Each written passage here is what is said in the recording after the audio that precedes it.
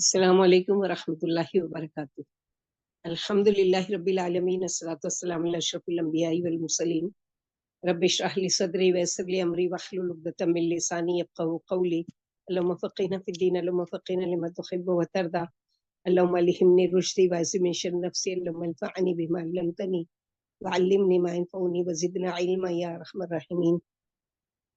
अल्लाह सुब्हानहू व तआला का एहसान, अल्लाह का शुक्र है कि आप लोगों को टॉपिक के हिसाब से तो पता चल गया होगा कि आज हमारा टॉपिक क्या है कि ईद मिलादुन नबी की शरई हैसियत क्या है दीन में हमारे, इसके बारे में जानना है। बहुत सारी चीज़ें तो व्हाट्सएप पर भी और इस पे भी आती रहती है, लेकिन अल्हम्दुलिल्लाह अल्लाह सुब्हानहू व तआला की तौफीक से जो भी हम कर सकेंगे, अल्लाह ताला इसमें आसानी करे और इसमें हिकमत अता फरमाए कि किस तरह से इस टॉपिक का हक अदा किया जाए इंशाअल्लाह। तो तमाम किस्म की तारीफ उस खालिक कायनात के लिए है जिसने अपनी किताब को नाजिल किया, हर कौम में हिदायत के लिए अपने रसूलों को भेजा और उस नबी सल्लल्लाहु अलैहि वसल्लम पर लाखों मर्तबा दरूद सलाम जिनकी पैदाइश इस महीने में हुई, जो दुनिया के लिए नूर बनकर तशरीफ लाए। यकीनन जिनकी पैदाइश हम सब के लिए खुशी की बात है, क्योंकि हम उनकी उम्मत में से हैं, जिनकी दीन की दावत की वजह से हम शिर्क से, बुत परस्ती से दूर होकर आज एक अल्लाह की तरफ जुड़े हुए हैं। तो आप सल्लल्लाहु अलैहि वसल्लम के, क्योंकि उस जमाने में तो कैलेंडर वगैरह कोई रिवाज था नहीं, तो लोग जो उस वक्त कोई बड़ा वाकया होता था उसके मुताबिक उस चीज को याद रखते थे। जैसे आप सल्लल्लाहु अलैहि वसल्लम के पैदाइश का जब साल पूछा जाता है तो किसी को याद नहीं, सिवाय ये कि वो कहते हैं कि आमुल फील यानी जो हम में से सबको सूरतुल फील याद होगी। फील यानी हाथी वाला। बिस्मिल्लाहिर्रहमानिर्रहीम, अलम तरा कैफ फ़अल रब्बुका बिअस्हाबिल फील, उसका वाकया भी सबको पता होगा। तो उस साल अब्रहा ने जो काबा ढाने के लिए आया था, उस साल ये वाकया आप सल्लल्लाहु अलैहि वसल्लम की पैदाइश का तकरीबन 50 या 55 रोज के बाद, जिस साल ये अब्रहा आया था काबे को ढाने, और अल्लाह सुब्हानहू व तआला ने बाद में उसकी तस्दीक करते हुए आप सल्लल्लाहु अलैहि वसल्लम पर कुरान नाजिल किया, तो उसके 50 या 55 रोज के बाद 22 अप्रैल बाद में तारीख उसके मैच की गई है। तो वो तारीख क्या थी कि 22 अप्रैल था और 571 ईस्वी था, हिजरी नहीं ईस्वी था। मुताबिक 9 रबीउल अव्वल मौसम बहार में पीर के रोज मक्का मुकर्रमा में आप सल्लल्लाहु अलैहि वसल्लम की विलादत बासआदत हुई। तो ये बाद में मुअर्रिखीन ने ये तारीख ढूंढ कर ये चीज का वो किया है। और बहुत ज्यादा एहसान है अल्लाह सुब्हानहू व तआला का कि अल्लाह सुब्हानहू व तआला ने हम लोगों पर एक ऐसा नबी भेजे कि जिनका मकसद है। कुरान में देखो कहीं भी अल्लाह सुब्हानहू व तआला ने किसी भी काम के लिए नहीं कहा कि हमने तुम पर एहसान किया। अपनी नेमतें हर जगह याद दिलाते हैं अल्लाह सुब्हानहू व तआला, लेकिन कहीं पर ये नहीं कहा कि हमने तुम पर एहसान किया। लेकिन सूरह आले इमरान आयत नंबर 164 में अल्लाह सुब्हानहू व तआला फरमाते हैं, लक़द मन्नल्लाहु अलल मुमिनीना इज़ बअस फ़ीहिम रसूलन मिन अनफुसिहिम यतलू अलैहिम आयातिही व युज़क्कीहिम व युअल्लिमुहुमुल किताब वल हिकमत व इन कानू मिन क़ब्ल लफ़ी दलालिम मुबीन। बिलाशुबा एहसान किया अल्लाह ने मोमिनों पर जब भेजा उन्हीं में से रसूल, उनके अपनों में से, यानी अरब लोगों में से, अरब में से ही अल्लाह सुब्हानहू व तआला ने नबी सल्लल्लाहु अलैहि वसल्लम को चुना। वो उनके भेजे जाने का मकसद क्या है? हम लोग असल में क्या है, मोहब्बत इस कदर करते हैं कि मोहब्बत में हम इतने गुलू करने लगे कि हम असल मकसद ही भूल गए कि अल्लाह के रसूल सल्लल्लाहु अलैहि वसल्लम को दरअसल भेजा क्यों गया था। और कुरान पढ़ते हैं, तिलावत करते हैं कुरान खानियों में या बरकत के लिए या वैसे भी, लेकिन मायने नहीं मालूम है, तो हमको पता ही नहीं है कि अल्लाह के रसूल सल्लल्लाहु अलैहि वसल्लम के भेजे जाने का मकसद क्या है। तो अल्लाह के रसूल सल्लल्लाहु अलैहि वसल्लम के भेजे जाने का क्या मकसद है, अल्लाह सुब्हानहू व तआला ने आयत नंबर 164 सूरह आले इमरान में फरमाया, यतलू अलैहिम आयातिही, जो आप सल्लल्लाहु अलैहि वसल्लम पर वही नाजिल की जाती थी उसको पढ़कर आप सुनाते थे। जिब्रील अलैहिस्सलाम आपको पढ़कर सुनाते थे, आप उसको दोहराते थे, याद करते थे और फिर सहाबा किराम के सामने पढ़ते थे और बाकायदा लिखवाया करते थे। और वयुज़क्कीहिम, उनका तज़किया करने के लिए, यानी जहालत के ज़माने में बहुत सारी ऐसी गंदी रस्में थी, बहुत सारी ऐसी जहालत की रस्में थी جو اسلام لانے کے بعد اللہ کے نبی صلی اللہ علیہ وسلم نے ان کا تزکیہ کیا، ان کو پاک کیا، ان گناہوں سے بچایا، ان گناہوں کے بارے میں بتایا، اس سے توبہ کروائی، اور وَيُعَلِّمُهُمُ الْكِتَابَ وَالْحِكْمَةَ، اور علم دیا کتاب کا یعنی قرآن کا، اور حکمت یعنی شریعت باقاعدہ پریکٹیکلی کر کے یا بول کر بتائی یا صحابہ کرام کو کرتے ہوئے دیکھا۔ اور اللہ سبحانہ و تعالیٰ فرماتے وَإِن كَانُوا مِن قَبْلُ لَفِي ضَلَالٍ مُبِينٍ، اور یہ کہ وہ تھے اس سے پہلے کھلی گمراہی میں، یعنی سب ہواؤں میں بس ایسے ہی دین کو جس کے جو سمجھ میں آ رہا ہے وہ دین منا رہا ہے، جیسے سمجھ میں آ رہا ہے ویسے کعبے کا طواف کر رہے ہیں، جیسے سمجھ میں آ رہا ہے ویسے حج کیا جا رہا ہے، جیسے سمجھ میں آ رہا ہے ویسے اللہ کی عبادت کی جا رہی ہے۔ لیکن اللہ سبحانہ و تعالیٰ یہ کہتے کہ تم سب گمراہی میں تھے، تمہاری ہدایت کے لیے ہم نے رسول بھیجا۔ اصل مقصد کیا ہے کہ اللہ کے رسول صلی اللہ علیہ وسلم کا بھیجا جانا۔ دوسری چیز یہ ہے کہ اللہ سبحانہ و تعالیٰ نے دین جو ہم کو اسلام دے کر بھیجا ہے اس کا اختیار اللہ تعالیٰ نے کنٹرول اپنے ہاتھ میں رکھا۔ کسی نبی کو بھی یہ کنٹرول نہیں دیا کہ تم اپنی مرضی سے کوئی دین پیش کرو، یا تم اپنی مرضی سے، جیسے دین بنانے کا حق صرف اور صرف کس کو ہے؟ اللہ سبحانہ و تعالیٰ کو۔ اللہ تعالیٰ فرماتے ہیں سورہ شورى آیت نمبر 21 میں، ام لہم شرکاء شرعوا لہم من الدین ما لم یأذن بہ اللہ، کیا ان لوگوں نے اللہ کے ایسے شریک مقرر کر رکھے ہیں جنہوں نے ایسے احکام دین مقرر کر دیے ہیں جو اللہ کے فرمائے ہوئے نہیں ہیں؟ تو یہ ٹاپک سے ریلیٹڈ یہ آیت ہے کہ اللہ تعالیٰ اس کام کو شرک قرار دے رہے ہیں کہ جو کام اللہ سبحانہ و تعالیٰ نے نہیں کتاب میں اتارا یا اپنے نبی صلی اللہ علیہ وسلم کو نہیں بتایا یا آپ صلی اللہ علیہ وسلم نے وہ کام نہیں کیا، تو وہ کیا ہے؟ شرک کیا کام ہے۔ کیونکہ اللہ تعالیٰ کی جو صفت ہے کہ دین کے معاملے میں اللہ اس کو فیصلہ کریں گے، وہ فیصلہ اگر کوئی اپنے ہاتھ میں لے لے اور اس کو کرنے لگے تو یہ کیا ہے؟ اللہ کے ساتھ شرک کرنا ہے۔ لیکن ہم لوگ اس کو نہیں سمجھتے، معمولی بات سمجھتے۔ اللہ تعالیٰ نے اللہ کے نبی صلی اللہ علیہ وسلم کی زندگی میں ہی دین کو مکمل کر دیا تھا، جیسے کہ سورہ مائدہ آیت نمبر 3 میں اللہ تعالیٰ نے فرمایا الیوم اکملت لکم دینکم واتممت علیکم نعمتی ورضیت لکم الاسلام دینا، آج میں نے تمہارے لیے تمہارے دین کو مکمل کر دیا ہے اور تم پر اپنا انعام پر بھرپور کر دیا، اور تمہارے لیے اسلام کے دین ہونے پر رضامند ہوں۔ یعنی ایک ہی مذہب اللہ سبحانہ و تعالیٰ کے قابل قبول ہے جو کہ اسلام ہے۔ اسلام کے علاوہ اگر کوئی دین لے کر آئے گا، جیسے کہ اگر دین کے نام پر کوئی کچھ بنا بھی لے تو اسے باطل و مردود قرار دیا جائے گا، کیونکہ اللہ سبحانہ و تعالیٰ نے سورہ آل عمران آیت نمبر 85 میں فرمایا وَمَن يَبْتَغِ غَيْرَ الْإِسْلَامِ دِينًا فَلَن يُقْبَلَ مِنْهُ وَهُوَ فِي الْآخِرَةِ مِنَ الْخَاسِرِينَ، جو شخص اسلام کے سوا اور دین تلاش کرے گا اس کا دین قبول نہیں کیا جائے گا اور وہ آخرت میں نقصان پانے والوں میں ہوگا۔ صرف ان 4 بنیادی اصولوں پر غور کر لیا جائے تو یہ بات صاف ہو جاتی ہے کہ دین اسلام میں اپنی طرف سے کسی نئی چیز کے اضافے کا نہ تو کسی انسان کو حق حاصل ہے، اور نہ ہی اس کی ضرورت ہے، اور نہ ہی اس کی اجازت ہے، اور نہ ہی ایسا کرنے والوں کی بات کی کوئی حیثیت ہے۔ اللہ کے نبی صلی اللہ علیہ وسلم کی یوم پیدائش پر عید منانا اور وہ تمام کام کرنا جو آج کے کیے جاتے ہیں، اگر ان کی کوئی شرعی حیثیت ہوتی تو خود اللہ کے رسول صلی اللہ علیہ وسلم کی طرف سے اس کی تعلیم دی جاتی، جیسے اللہ کے نبی صلی اللہ علیہ وسلم نے دنیا میں رہتے ہوئے کیسے جینا ہے، کیسے کمانا ہے، کیسے کھانا ہے، کیسے وہ کرنا ہے، کیسے زندگی ہوگی، کیسی موت ہوگی، سب کچھ بتا دیا۔ تو اتنا اہم کام کیوں نہیں بتایا کہ میری پیدائش کے دن کو خوشیاں منانا اور چراغ جلانا اور لائٹنگ کرنا اور یہ سب کرنا؟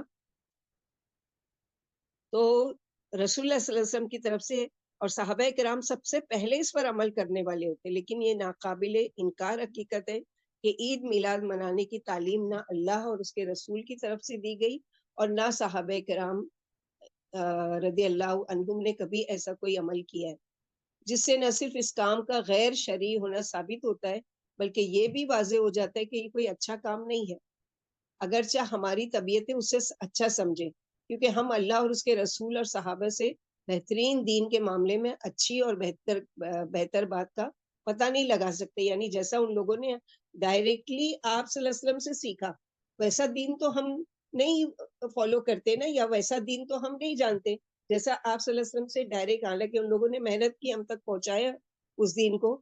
اس کے ساتھ یہ بھی واضح ہو جاتا ہے کہ محبت رسول کے تقاضے میں یہ بھی بات نہیں آ سکتی، کیونکہ اگر محبت رسول کا یہی تقاضا ہوتا ہے تو یہ ناقابل انکار حقیقت ہے کہ صحابہ سے زیادہ نبی صلی اللہ علیہ وسلم سے محبت کرنے والی نسل قیامت تک پیدا نہیں ہو سکی، اور صحابہ اکرام میں سے کسی ایک صحابی سے بھی یہ عمل ثابت نہیں ہے.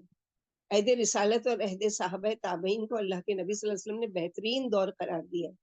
اب کیا یہ ممکن ہے کہ دین میں کرنے کے لیے کوئی اچھا کام ایسا بھی تھا جس پر اس دور میں عمل ہی نہیں کیا گیا؟ حدیث و سیرت کی کتابیں اٹھا کر دیکھیں تو اس بات میں بہت اختلاف ہے کہ اللہ کے نبی صلی اللہ علیہ وسلم کی پیدائش کس دن ہوئی. یعنی پیدائش میں اختلاف ہے کہ کس دن ہوئی. اگر اس دن کسی عمل کا انجام دینا مستحب ہوتا تو سلف میں اس دن کی تعین میں کوئی اختلاف نہیں ہوتا. یہ اختلاف ہی بتلا رہا ہے کہ سلف کے یہاں اس دن سے متعلق کسی خصوصی عمل کا رواج نہیں تھا.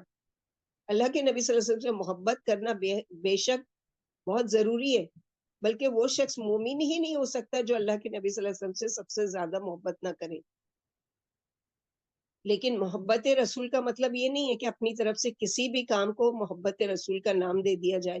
اگر واقعی محبت رسول کا یہی مطلب ہے تو کوئی غور کرے کہ کیا صحابہ تابعین محبت رسول کا یہ مطلب نہیں سمجھے تھے اور آج ہم کو سمجھ میں آ رہا ہے، یا نعوذ باللہ انہیں رسول اللہ صلی اللہ علیہ وسلم سے ہم سے کم محبت تھی، ہم آج پیدا ہو گئے زیادہ اللہ کے رسول سے محبت کرنے والے. ایک طرف یہ معاملہ ہے کہ اسلاف کے یہاں محبت رسول کے نام پر عید میلاد نبی کا کوئی ثبوت نہیں ملتا. دوسری طرف یہ حقیقت ہے کہ یوم پیدائش پر عید منانا یا غیروں کا طریقہ کار اسی طرح اس نئے عمل کو انجام دینا نہ صرف اسلاف کے نقش قدم سے ہٹنا ہے بلکہ غیروں کی نقالی ہے اور تشبیہ ہے.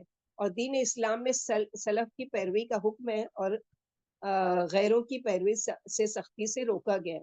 بلکہ اللہ کے نبی صلی اللہ علیہ وسلم نے فرمایا کہ من تشبہ بقوم فہو منہم، جو کسی قوم کی مشابہت اختیار کرے گا وہ انہی میں سے ہوگا. اب آج کے دور میں، اس سے پہلے کے زمانے میں تو جو کچھ ہوتا ہوگا وہ ہوتا، آج اپنی آنکھوں سے ہم دیکھ رہے ہیں نا کہ دو تہوار، ایک نان مسلمس کے تہوار چل رہے ہیں، ایک ہمارے تہوار چل رہے ہیں، سیم ٹو سیم. اگر آپ واقعی راستوں پر کبھی نکلے ہو، بازاروں میں کبھی گئے ہو اور کوئی سوسائٹی وغیرہ میں، تو دیکھیں کہ جہاں پر ان کی میجورٹی ہے وہاں پر بدھ کے نام پر پوری لائٹنگ کی گئی، اور جہاں پر یہ محبان رسول جو جھوٹا دعویٰ کرتے ہیں ان کی محبت سچی محبت نہیں ہے. سچی محبت یہ ہے کہ وہ کام کیا جائے جو اللہ کے رسول صلی اللہ علیہ وسلم سے ثابت ہے. جیسے کہ کل نماز کے بعد جمعہ کے جب نکلے تو وہاں دیکھے تو لائٹنگ وغیرہ لگائی جا رہی ہے اور ہری بتیاں اور یہ ساری چیزیں وہ کی جا رہی ہے، اور تھوڑی دیر کے بعد عصر کی اذان ہو گئی.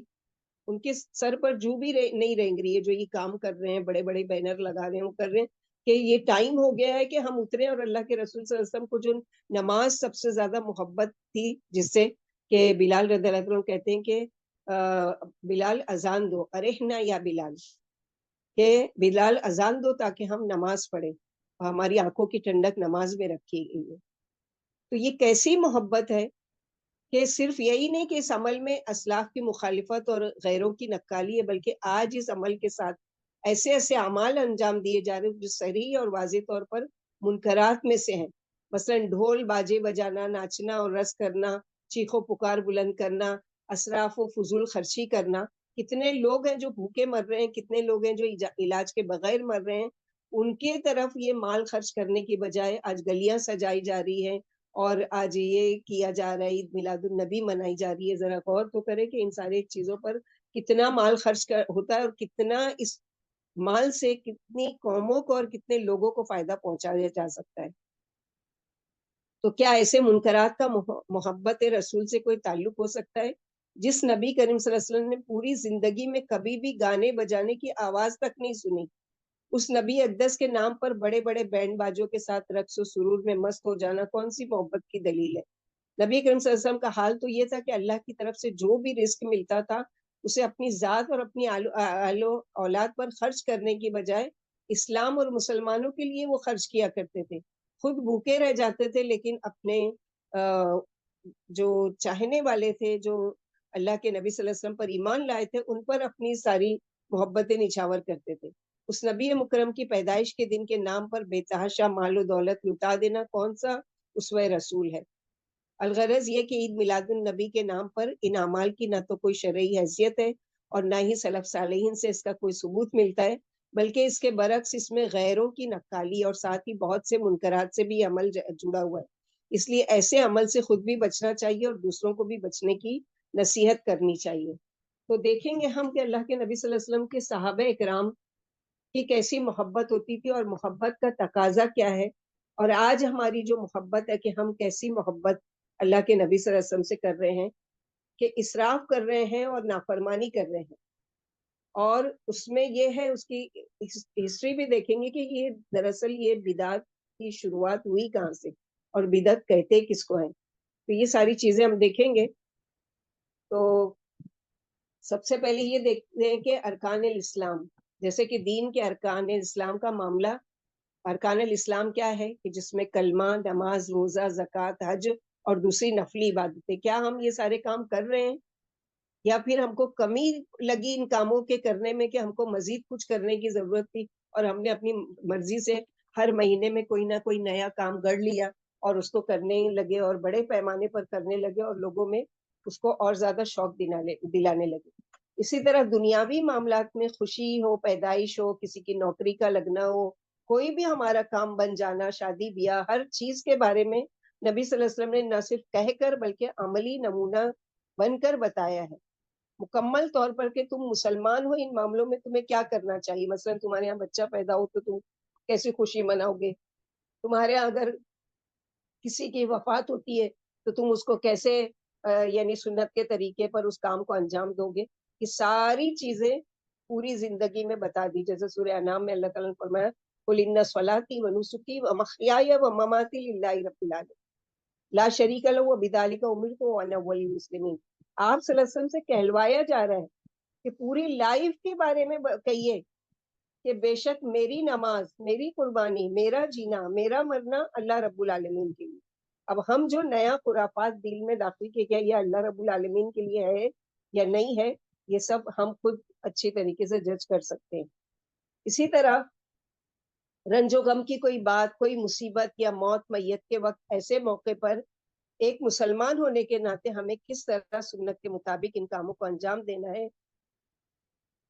اب کسی کے یہاں مثلاً اولاد پیدا ہوتی ہے تو خوشی ہوتی ہے، اسی طرح نبی صلی اللہ علیہ وسلم جن سے ہمیں سب سے زیادہ محبت ہونی چاہیے، یعنی محبت اگر اللہ کے رسول صلی اللہ علیہ وسلم سے ہماری نہیں ہے تو اللہ سبحانہ وتعالیٰ نے کہا ہے کہ ہمارا ایمان ہی مکمل نہیں ہے. ان کی پیدائش کی خوشی ہم کو یقیناً ہونی چاہیے. ہمیں اس کے لیے کیا کرنا چاہیے؟ کیا محبت کے لیے جشن عید میلاد النبی منانا چاہیے یا مٹھائی منگوا کر تقسیم کرنا چاہیے؟ بے شک نبی صلی اللہ علیہ وسلم سے محبت کے بغیر ہمارا ایمان ہی مکمل نہیں ہے، کیونکہ اللہ تعالیٰ نے قرآن میں کئی جگہ فرمایا اور کئی صحابہ کرام کی محبت کا ہم وہ ثبوت دیکھیں گے. اس کے بعد ہم دیکھیں گے کہ یہ ہسٹری میں کہاں سے شروعات ہوئی اور کس طرح سے اس بدعت کو رائج کیا گیا. رسول اللہ صلی اللہ علیہ وسلم سے محبت عظمت و احترام والی محبت ہے اور یہ اللہ تعالیٰ ہی سے محبت کی دلیل ہے. جو شخص اللہ تعالیٰ سے محبت رکھتا ہے وہ اس کے رسول سے بھی محبت رکھتا ہے. اس کا لازمی نتیجہ یہ ہوتا ہے کہ وہ رسول اللہ صلی اللہ علیہ وسلم کی لائی ہوئی شریعت سے بھی محبت رکھتا ہے، آپ صلی اللہ علیہ وسلم کی سنت سے محبت رکھتا ہے، آپ کے طریقے کو لازم پکڑتا ہے، شرارتوں، گناہوں اور ناروا شہوات سے کنارہ کش رہتا ہے اور اطاعت و عبادت پر ہمیشہ مستعد اور کاربند رہتا ہے. یعنی اصل محبت یہ ہے. ضروری ہے کہ رسول اللہ صلی اللہ علیہ وسلم کی محبت سے بڑھ کر ہمارے دل میں کسی اور انسان کی محبت نہ ہو.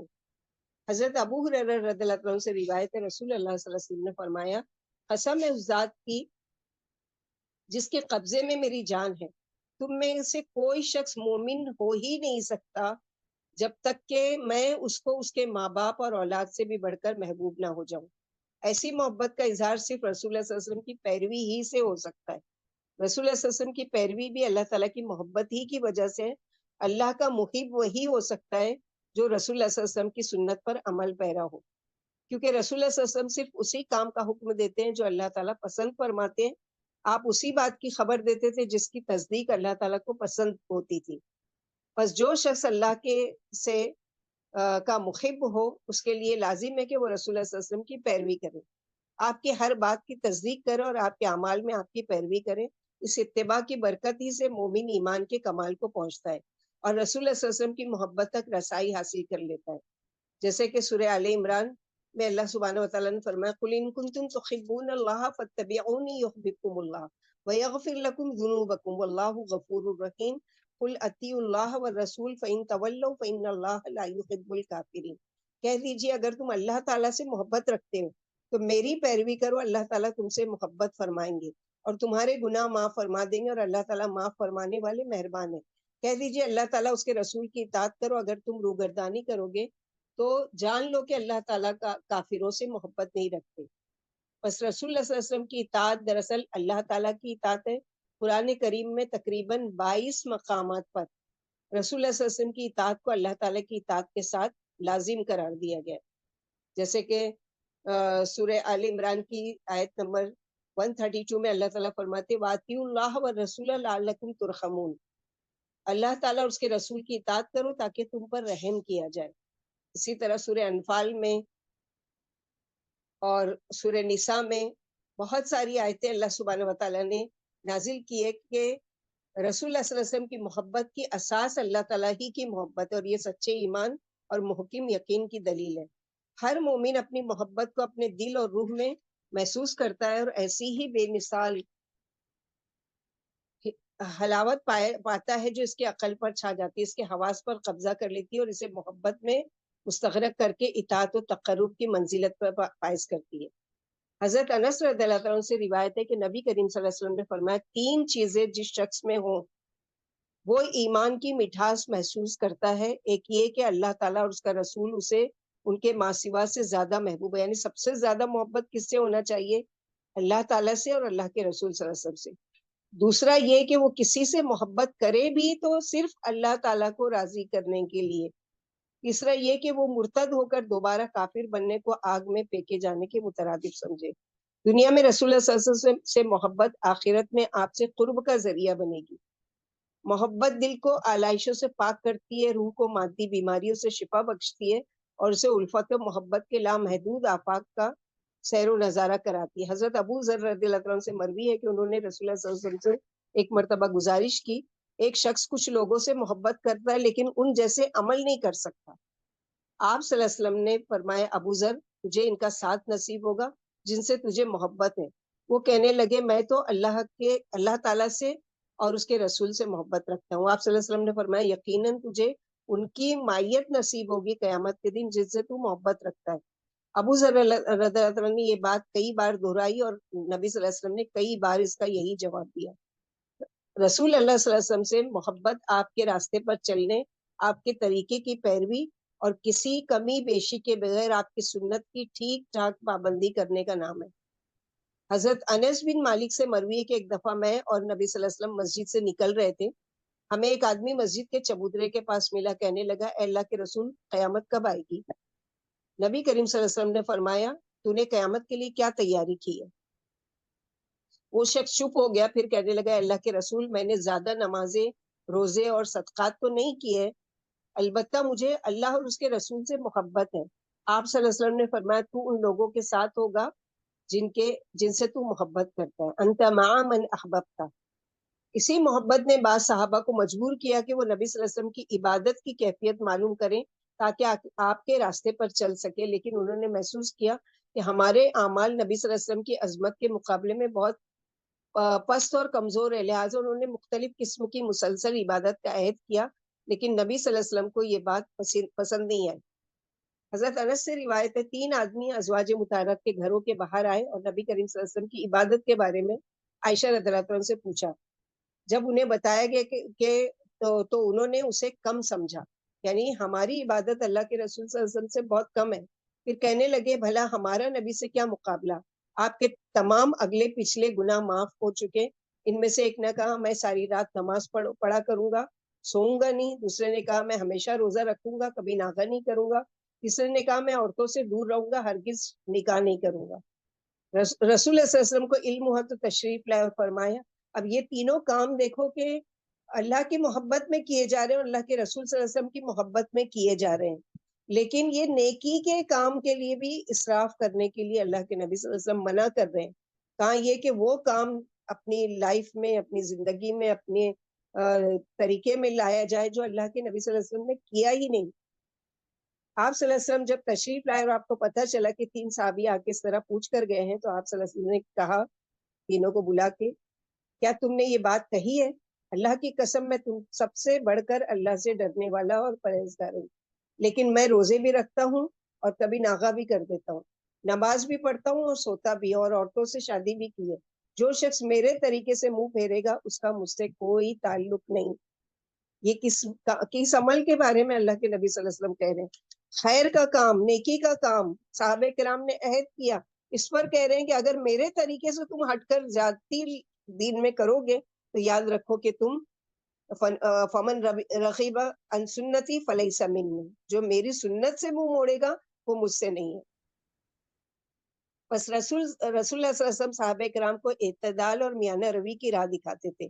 جب آپ کوئی ایسا کام کرتے جو صحابہ کے لیے مشقت ہوتا تو آپ ان کو صاف بتا دیتے کہ یہ میرے لیے خاص ہے، تم نہیں کر سکتے. مثلا تہجد کی نماز آپ صلی اللہ علیہ وسلم پر فرض تھی، لیکن آپ صلی اللہ علیہ وسلم نے لوگوں کے لیے اس کو نفل قرار دیا کہ نہیں تم میں سے وہ، کیونکہ حضرت ابو ہریرہ رضی اللہ عنہ سے مروی ہے کہ رسول اللہ صلی اللہ علیہ وسلم نے وصال یعنی بغیر سحری افطاری مسلسل روزے رکھنے کی ممانعت فرمائی ہے. لوگوں نے عرض کیا اے اللہ کے رسول صلی اللہ علیہ وسلم، آپ تو رکھتے ہیں اس طرح کا روزہ کہ بغیر کھائے پیے کنٹینیو روزہ رکھتے ہیں. تو آپ صلی اللہ علیہ وسلم نے کیا فرمایا؟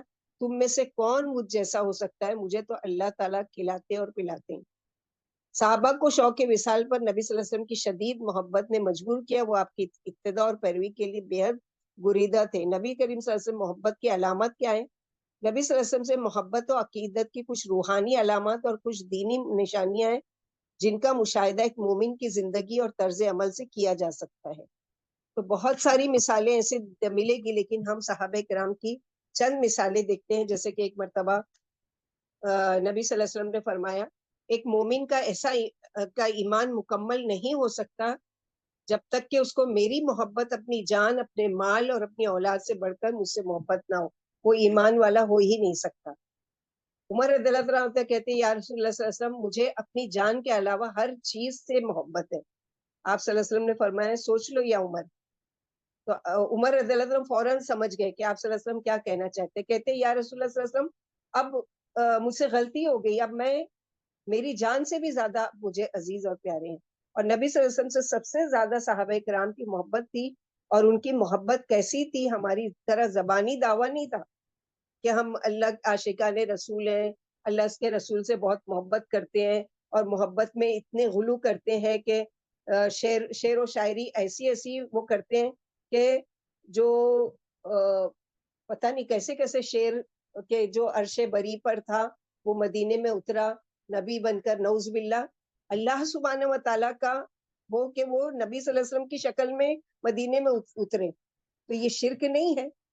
پھر عرب میں وہ پیدا ہوا کہ جس کی عزت کے لیے اگر عین ہٹا دیا جائے، یعنی عرب میں سے عین ہٹا دیں گے تو کیا بنے گا؟ رب. تو نعوذ باللہ نبی صلی اللہ علیہ وسلم کو رب کا درجہ دے رہے ہیں. تو یہ محبت ہے ان کی. جیسے کہ نبی صلی اللہ علیہ وسلم نے فرمایا جس کو میری سنت سے، میرے طریقے سے محبت ہوگی، اس کی دلیل کہ وہ میرے طریقے پر چلے گا، کل کو وہ قیامت کے دن میرے ساتھ ہوگا. اگر کوئی سنت کو چھوڑ کر بدعت پر عمل کرتا ہے تو وہ کیسے محبت کا دعویٰ کر سکتا ہے؟ بدعت کے بارے میں نبی صلی اللہ علیہ وسلم نے کیا فرمایا کہ دین میں ہر نیا کام بدعت ہے، ہر بدعت گمراہی ہے، ہر گمراہی کا انجام جہنم ہے. صحابہ کرام کی محبت دیکھیں گے تو کیسی محبت تھی آپ صلی اللہ علیہ وسلم سے کہ ابو بکر صدیق رضی اللہ تعالیٰ عنہ، یعنی شروع میں یہ سب سے پہلے مردوں میں اسلام لانے والے تھے ابو بکر صدیق. اس وقت مسلمانوں کی تعداد صرف 88 تھی، زیادہ مسلمان نہیں ہوئے تھے مکے میں، اور وہ بھی چھپ چھپا کر، اعلانیہ نہیں. جب بھی رسول اللہ صلی اللہ علیہ وسلم کے ساتھ ان کا اجتماع ہوتا، سیدنا ابو بکر رسول اکرم صلی اللہ علیہ وسلم سے عرض کرتے کیوں نہ اب ہم لوگوں کو سامنے اپنے ایمان اور عقیدے کا برملا اظہار کریں، آخر کب تک ہم چھپتے چھپاتے رہیں گے؟ رسول اکرم صلی اللہ علیہ وسلم حضرت ابو بکر کی بات سن کر صرف اتنا فرماتے یا ابا بکر ان قلیل، ابو بکر ابھی ہماری تعداد بہت تھوڑی ہے، ابھی اللہ کا حکم نہیں آیا کہ ہم کھلم کھلا دعوت دیں۔ سیدنا ابو بکر بار بار رسول اللہ صلی اللہ علیہ وسلم سے اپنے برملا اظہار کرنے کے بارے میں اصرار کرتے رہے، بالآخر رسول اللہ صلی اللہ علیہ وسلم نے انہیں اس کی اجازت دے دی کہ ٹھیک ہے، تمہارا دل چاہتا ہے تو تم اعلانیہ یہ کہو کہ دین کی دعوت شروع کرو۔ چنانچہ سارے مسلمان خانہ کعبہ کے ارد گرد پھیل گئے اور اپنے اپنے خاندان والوں کے ساتھ جا کر بیٹھ گئے۔ اب سیدنا ابو بکر لوگوں کے درمیان کھڑے ہوئے، سامنے رسول اللہ صلی اللہ علیہ وسلم بیٹھے ہوئے تھے۔ یہ تاریخی واقعہ اس بات کا واضح ثبوت ہے کہ اللہ اور اس کے رسول کی طرف دعوت دینے والے اسلام کے پہلے خطیب جو ہے وہ کون ہے؟ سیدنا ابو بکر رضی اللہ عنہ۔ ابھی چند ہی کلمات وہ کہہ پائے تھے کہ وہاں موجود سارے مشرکین سیدنا ابو بکر رضی اللہ عنہ مسجد حرام کے کونے میں پہلے دوسرے مسلمانوں پر برس پڑے اور بری طرح سے مارنے لگے۔ ابو بکر مار کھاتے کھاتے زمین پر گر چکے تھے اور انہیں انتہائی شدید ضرب لگی تھی۔ اس وقت عتبہ بن ربیعہ کا رویہ سیدنا ابو بکر کے ساتھ کیسا گھناؤنا تھا۔ تاریخ میں دیکھتے ہیں کہ فاسق عتبہ بن ربیعہ سیدنا ابو بکر کے قریب آیا، انہیں اپنے پیوند لگے دونوں جوتوں سے مارنے لگا، ان کے منہ پر بھی جوتوں سے مار رہا تھا۔ پھر وہ کود کر ابو بکر رضی اللہ عنہ کے پیٹ پر بیٹھ گیا اور اتنا مارا کہ کثرت خون سے ان کی ناک ان کے چہرے سے پہچانی نہیں جاتی تھی، یعنی پورا چہرہ خون سے لت پت ہو گیا۔ جب سیدنا ابو بکر کے قبیلے بنو تمیم کے لوگوں کو معلوم ہوا تو ان کی مدد کو پہنچ گئے۔ انہوں نے مشرکین کو ابو بکر سے ہٹایا، ایک کپڑے میں اٹھا کر ان کے گھر لے گئے۔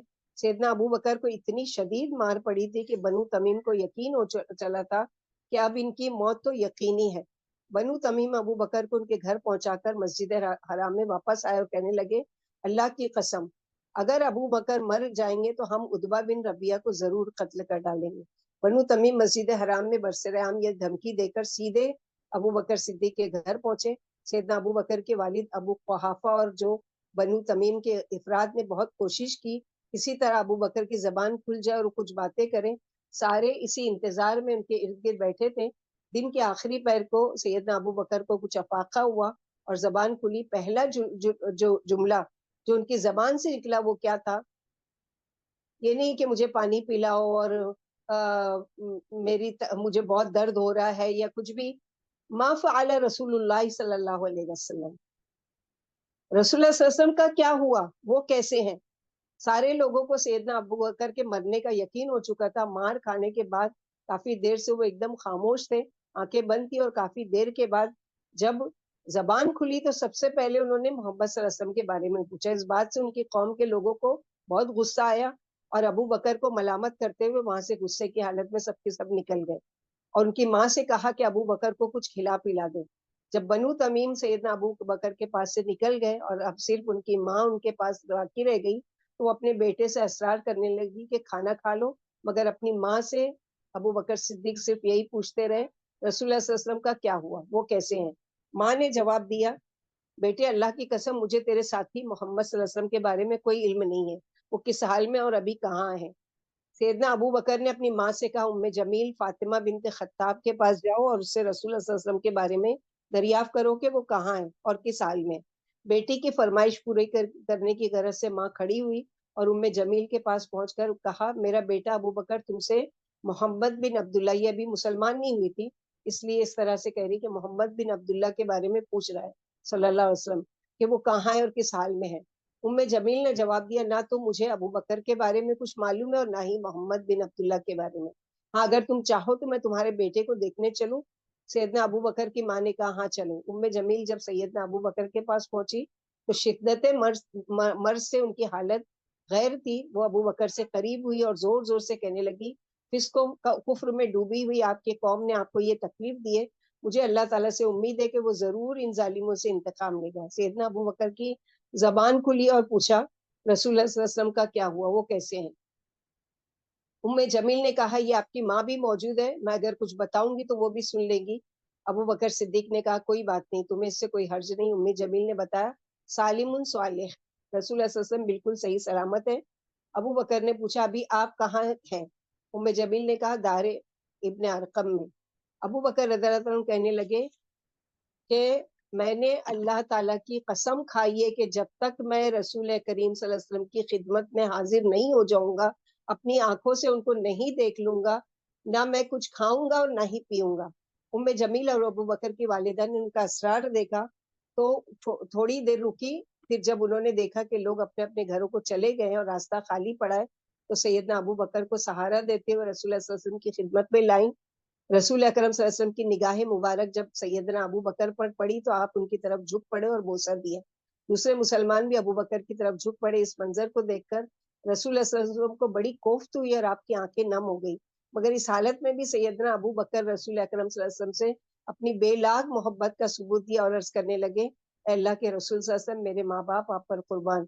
जब आप सल्लल्लाहु अलैहि वसल्लम सही सालिम है तो फिर मुझे कोई परवाह नहीं, सिर्फ इतनी तकलीफ है कि फासिक ने मुझे मेरे चेहरे पर जूता मारा, और ये मेरी माँ है जो बिलाशुबा अपने बेटे के हक में मेहरबान और वफादार है। आपकी हस्ती मुबारक है, आप मेरी माँ को अल्लाह की तरफ दावत दें और उसके हक में दुआए खैर फरमा दें। मुमकिन है अल्लाह ताला मेरी माँ को आपकी दावत की बरकत से जहन्नम की आग से बचा ले। चुनांचे सैयदना अबू बकर की ख्वाहिश पर रसूलुल्लाह सल्लल्लाहु अलैहि वसल्लम ने उनकी माँ के लिए दुआ फरमाई। अल्लाह ताला ने अपने नबी की दुआ को शर्फ कबूलियत बख्शा, फिर सैयदना अबू बकर की माँ मुसलमान हो गई। तो इतने चाहने वाले सहाबी ने क्यों इनकी जिंदगी में आप सल्लल्लाहु अलैहि वसल्लम की विलादत का तो कई साल आया होगा ना, आप सल्लल्लाहु अलैहि वसल्लम के रहते हुए भी और आपकी जो जब आप खलीफा बने जब भी, तो क्या वजह है कि इतनी मोहब्बत करने वाले उनका ईद मिलादुल नबी नहीं बना रहे? और ये एक नहीं है, कई सहाबा किराम, जैसे कि हंजला रज़ियल्लाहु अन्हु का वाकया मशहूर है कि हंजला रज़ियल्लाहु अन्हु की नई नई शादी हुई थी और अभी गुस्ले जनाबत भी नहीं किया था कि अल्लाह के रसूल सल्लल्लाहु अलैहि वसल्लम की तरफ से एक कासिद आया और पैगाम दिया कि चलो अल्लाह के रसूल सल्लल्लाहु अलैहि वसल्लम जंग के लिए बुला रहे हैं जमा होने के लिए।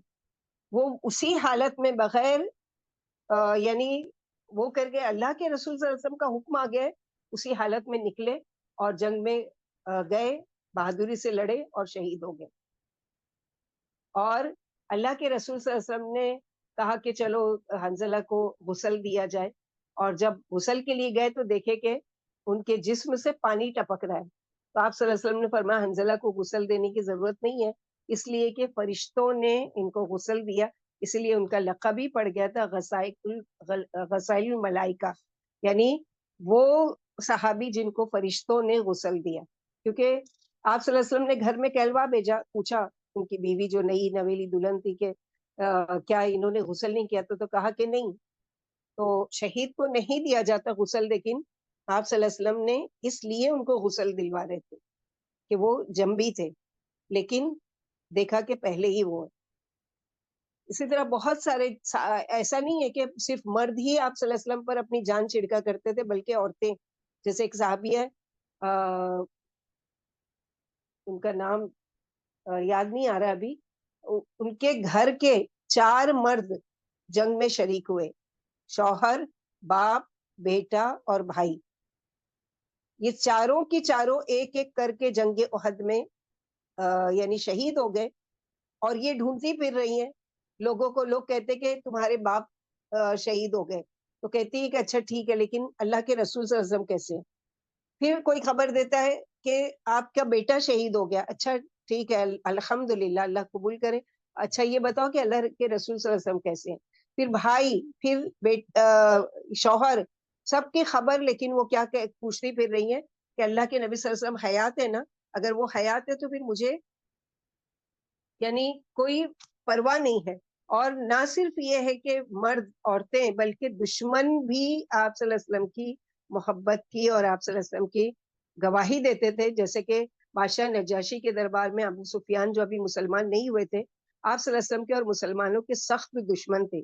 जब उनसे बादशाह पूछता है कि जिस शख्स ने नबूवत का दावा किया है उसके साथियों का उसके साथ क्या मामला है, तो अबू सुफियान कहते हैं कि उनके साथी जब आप सल्लल्लाहु अलैहि वसल्लम वुजू करते हैं तो आप सल्लल्लाहु अलैहि वसल्लम के वुजू का पानी जमीन पर गिरने नहीं देते, बल्कि अपने कपड़ों पर मल लेते हैं।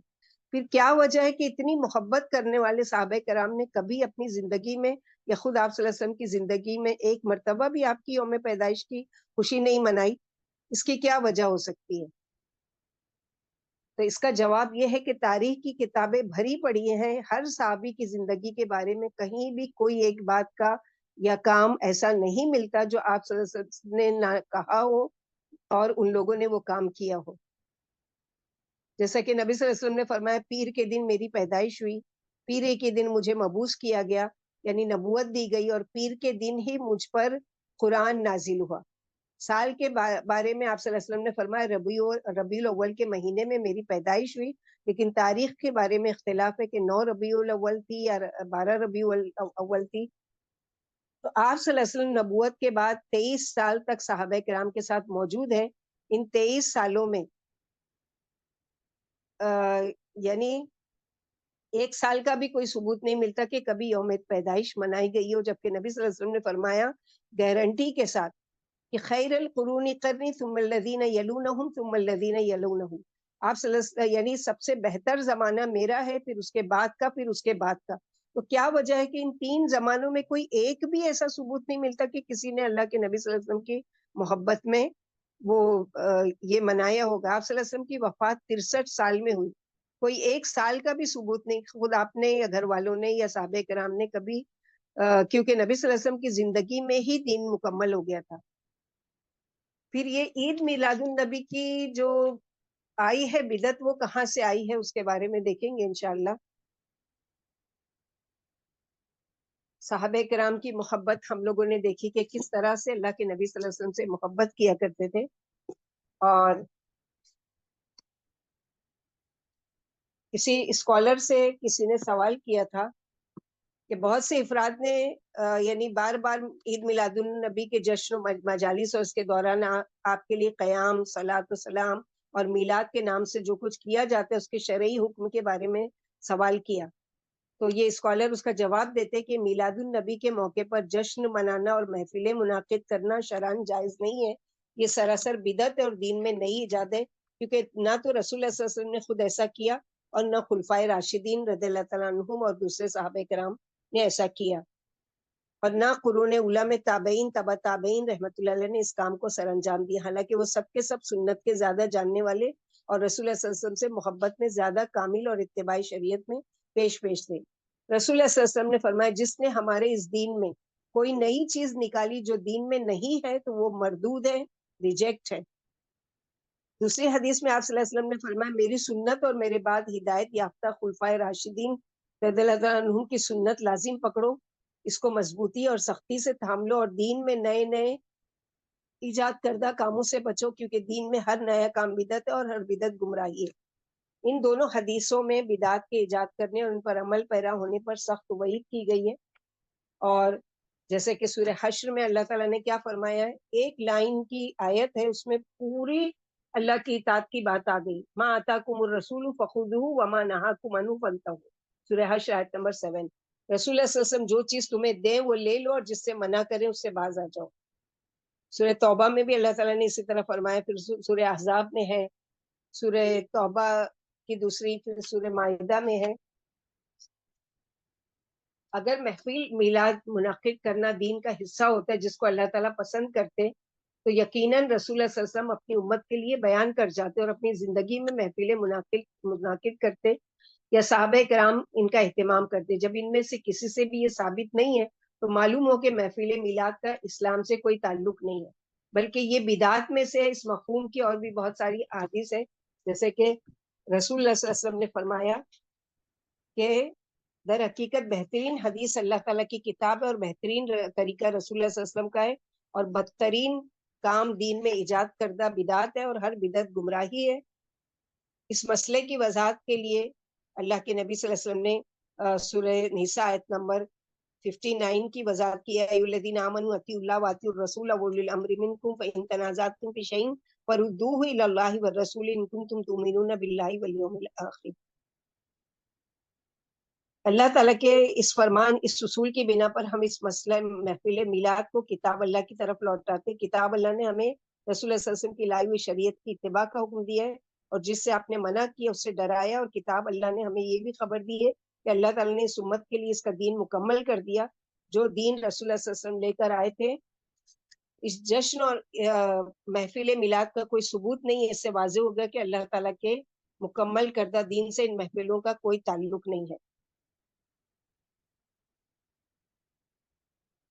اور جو یہ میلاد منائے جاتے اس میں شرک کیسے ہوتا ہے، جیسے قوالیاں گائی جاتی ہے، بھر دو جھولی میری یا محمد تیرے در سے نہ جاؤں گا خالی.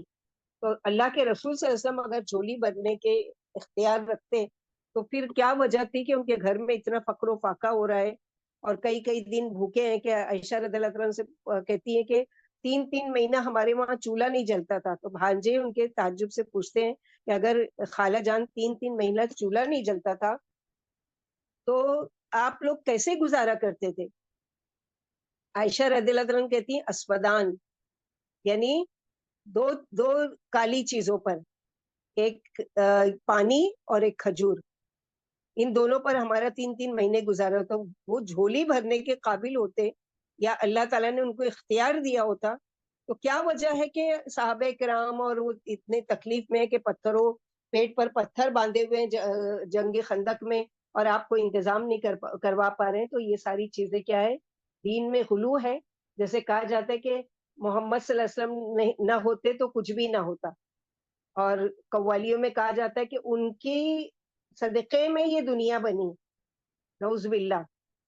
اور کیا کہا جاتا ہے کہ مثلا یہ کہ عید میلاد کی جو محفلیں سجائی جاتی ہیں جس میں نعتیں پڑھی جاتی ہیں اور سلام کے لیے کھڑے ہوا جاتا ہے کہ آپ صلی اللہ علیہ وسلم تشریف لا رہے ہیں، تو آپ صلی اللہ علیہ وسلم تو اپنی زندگی میں نہیں پسند کرتے تھے کہ میں آؤں تو کوئی بھی میری یعنی استقبال کے لیے کھڑا نہ ہو.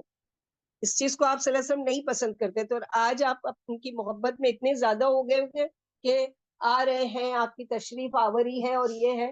تو جہالت کا سب سے بڑا ثبوت یہ دیکھیے کہ اگر مثلا پورے ورلڈ میں 5,000 سمجھو 50,000 جگہ 5,000 جگہ اگر ایک وقت میں عید میلاد النبی منائی جا رہی ہے تو کیا اللہ کے رسول صلی اللہ علیہ وسلم ہر محفل میں پہنچ سکتے ہیں؟ آپ تو بشر ہے نا. یہ قوت کس کے پاس ہے؟ اللہ سبحانہ و تعالی ہر علم کے ساتھ ہر جگہ موجود ہے. ہر چیز کا علم اللہ تعالیٰ کا ہے. اللہ کے نبی صلی اللہ علیہ وسلم زندگی میں یہ کام نہیں کر سکتے تھے تو کیا یہ کہ آپ یعنی آپ دنیا سے جانے کے بعد یہ کر سکتے ہیں کہ ہر ایک کی محفلوں میں حاضر ہو سکتے ہیں؟ تو یہ ساری چیزیں. اور اکثر میلادی لوگوں کو آپ دیکھیں گے کہ جمعہ کی نماز، اچھا، اور اس چیز کے بارے میں نا 3 گروہ میں لوگ بڑھ چکے ہیں. آج جو یہ بدعت شروع ہوئی ہے اس میں 3 قسم کے لوگ بڑھ چکے ہیں.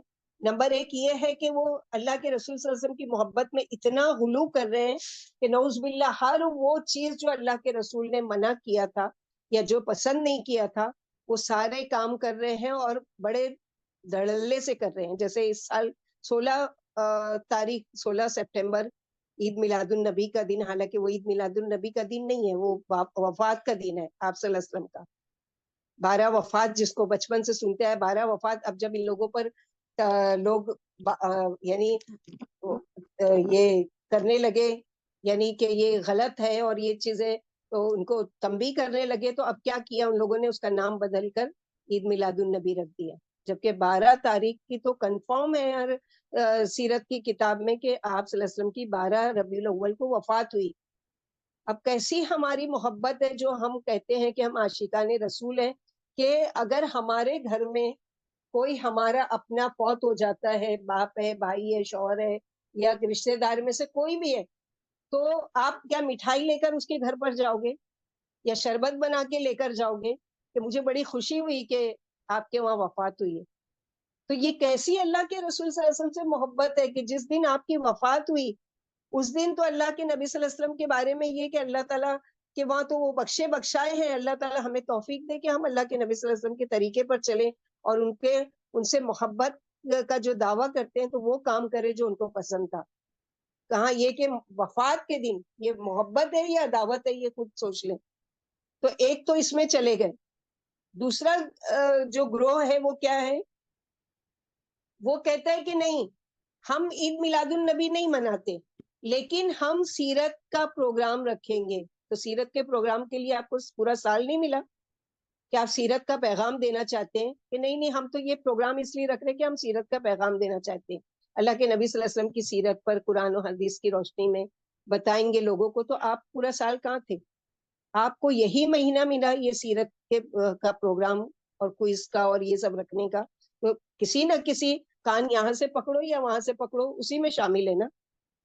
تیسرا گروہ جو ہے وہ نہ وہ کرتا ہے نہ وہ کرتا ہے، بلکہ وہ کرتا ہے جو اللہ کے رسول صلی اللہ علیہ وسلم نے کرنے کو کہا ہے. روزانہ کی 5 وقت کی نماز اور نفل روزے آ رہے تو روزہ رکھنا ہے، قرآن کی تلاوت کرنا ہے، قرآن کی تعلیم کو عام کرنا ہے، یہ کرنا ہے، تو خود جج کریں کہ کون سی وہ ہے، کیونکہ اللہ کے نبی صلی اللہ علیہ وسلم نے تو اپنی زندگی میں کہہ دیا کہ یہودی 71 فرقوں میں بٹ جائیں گے، نصرانی 72 فرقوں میں بٹ جائیں گے، اور میری امت 73 فرقوں میں بٹ جائے گی، 73 فرقہ، اس میں سے صرف ایک جنت میں جائے گا، باقی 72 جہنم میں جائیں گے۔ اتنی سخت بات آپ صلی اللہ علیہ وسلم نے اپنی زندگی میں کہی، صحابہ کرام کو فکر ہو گئی، یا رسول اللہ صلی اللہ علیہ وسلم پھر ہمارا کیا بنے گا، اور ہم کیا کریں گے پھر ایسے میں، ہم کیا کریں، آپ بتا دیجئے وہ کون سی جماعت ہوگی کہ جو نجات پائے گی، جو جنت میں جائے گی۔ تو آپ صلی اللہ علیہ وسلم نے ایک لفظ میں جواب دے دیا، چھوٹی سی حدیث، ما انا علیہ و اصحابی، جس پر میں اور میرے صحابہ۔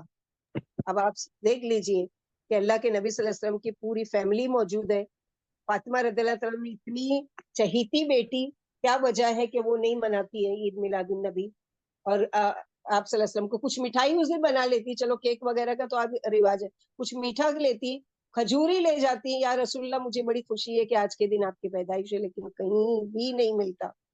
آج ہم بڑے اس سے، اور ان علماء کو اللہ تعالیٰ ہدایت دو، آج تو اتنا سوشل میڈیا اتنا ہائی ہو چکا ہے کہ ان کی ایک ایک پکچرز سوشل میڈیا پر باقاعدہ ڈالی جاتی ہے کہ داڑھی والے اور اتنے لمبے جھبے والے اور پگڑی والے اور ٹوپی والے اور میوزک لگا کے ڈانس کر رہے ہیں، اور اتنا بڑا کیک، اور اس پہ یا رسول اللہ ہم آپ سے محبت کرتے ہیں، اور وہ کر کے اور تلوار سے باقاعدہ اس کو کاٹا جا رہا ہے۔ کیا ہے یہ دین ہے؟ ان سے ذرا پوچھو کہ عجیب و غریب بات یہ کہ بہت لوگ ان بدعت و معاصی سے بھرپور محفلوں میں شرکت کر کے خوشی محسوس کرتے ہیں، اور ان میں حاضر ہونے کی پوری کوشش کرتے ہیں، اور ان بدعت کی زور و شور سے حمایت کرتے ہیں، اور اللہ تعالیٰ نے جن اجتماعات مثلا جمعہ، 5 وقت کی نماز باجماعت انسان کی حاضری کو واجب قرار دیا ہے، ان سے پیچھے رہتے ہیں، ان کے بجا لانے کے لیے ذرہ برابر بھی اہتمام نہیں کرتے، اور نہ ہی یہ احساس کرتے ہیں کہ وہ گناہ عظیم کے مرتکب ہیں۔ بلا شبہ یہ سب کچھ ایمان کی کمزوری، دین میں بصیرت کی کمی، اور مختلف قسم کے گناہوں اور معاصی سے دلوں کے زنگ آلود ہونے کی وجہ سے ہو رہا ہے۔ اور جیسا کہ ہم لوگوں نے دیکھا کہ بعض لوگوں کا عقیدہ ہے کہ محفل میلاد میں نبی صلی اللہ علیہ وسلم بذات خود تشریف لاتے ہیں، اسی بنا پر وہ لوگ صلاۃ و سلام اور خوش آمدید کہنے کے لیے کھڑے ہو جاتے ہیں۔ یہ عقیدہ انتہائی غلط اور بدترین جہالت ہے، اس لیے کہ رسول اللہ صلی اللہ علیہ وسلم قیامت سے پہلے اپنی قبر مبارک سے نہیں نکلیں گے، اور نہ کسی کو مل سکتے ہیں، اور نہ لوگوں کے اجتماعات میں حاضر ہو سکتے ہیں، بلکہ آپ صلی اللہ علیہ وسلم روز قیامت تک اپنی قبر شریف میں ہیں، اور آپ صلی اللہ علیہ وسلم کی پاکیزہ روح اعلیٰ علیین میں اپنے رب کے پاس ہے، جیسے کہ اللہ سبحانہ و تعالیٰ نے سورہ مومنون آیت نمبر 15-16 میں فرمایا، ثم انکم بعد ذلک لمیتون ثم انکم یوم القیامت تبعثون، کہ تم مرنے والے ہو، پھر قیامت کے دن تمہیں اٹھایا جائے گا۔ نبی صلی اللہ علیہ وسلم نے فرمایا، قیامت کے دن میں پہلا شخص ہوں گا جس کی قبر شک ہوگی، یعنی قبر سے سب سے پہلے میں نکلوں گا، اور پہلا سفارش کرنے والا اور پہلا وہ شخص میں ہوں گا جس کی سفارش قبول کی جائے گی۔ پھر جو یہ عقیدہ رکھا جاتا ہے کہ نبی صلی اللہ علیہ وسلم اور دوسرے مدفون جو دنیا سے چلے گئے افراد قیامت کے دن اپنی قبروں سے نکلیں گے، اس سے پہلے ہرگز نہیں، اس پر تمام علماء کا اجماع ہے، اور اس عقیدے میں سلف صالحین میں سے کسی کا اختلاف نہیں ہے۔ تو یہ ساری چیزیں ان لوگوں کی من گھڑت جو لائی گئی ہے۔ اب ہم دیکھتے ہیں کہ یہ اصل میں شروعات کہاں سے ہوئی۔ تو اس کی شروعات ہوئی ہے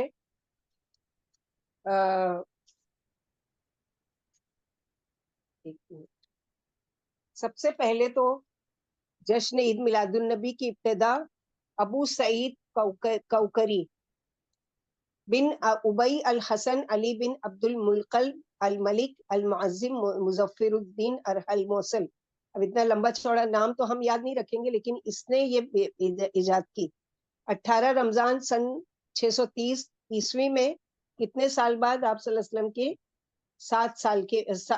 700 سال کے بعد۔ یہ بادشاہ ان محفلوں میں بے دریغ پیسہ خرچہ کرتا، آلات لہو لعب کے ساتھ رنگ و رنگ کی محفلیں سجاتا۔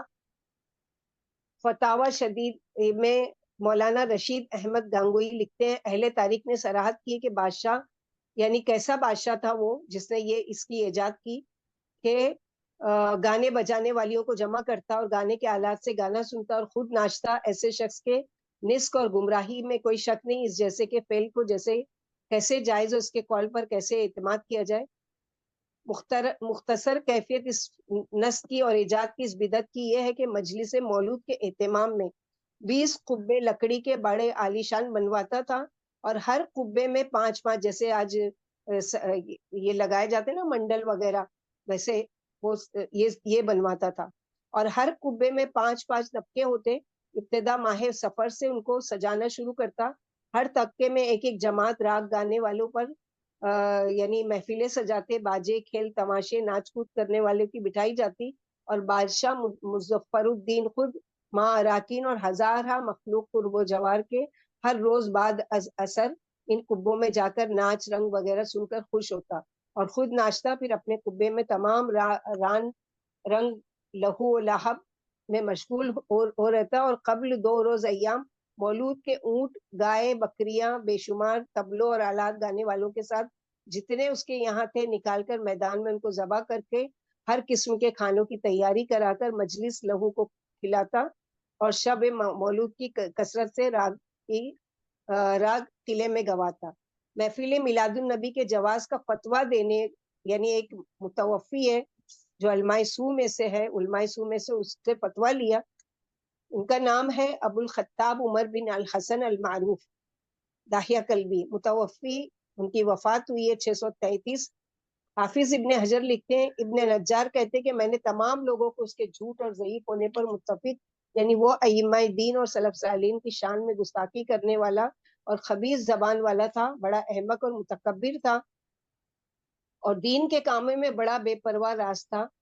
محفل میلاد کے جواز کا فتویٰ دینے اور اس کے لیے مواد جمع کرنے والا معروف بابن داہیہ کلبی ایک دینار پرست دنیا پرست جھوٹا اور بے دین انسان تھا۔ بادشاہ نے اس کے سلے میں اس کو 1000 اشرفی دی۔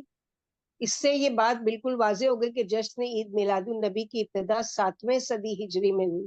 اس سے قبل 6 صدی تک یعنی 600 سال تک کوئی جانتا بھی نہیں تھا، کسی کو یہ معلوم بھی نہیں تھا کہ یہ بدعت فی الدین ہے اور بدعت سے متعلق۔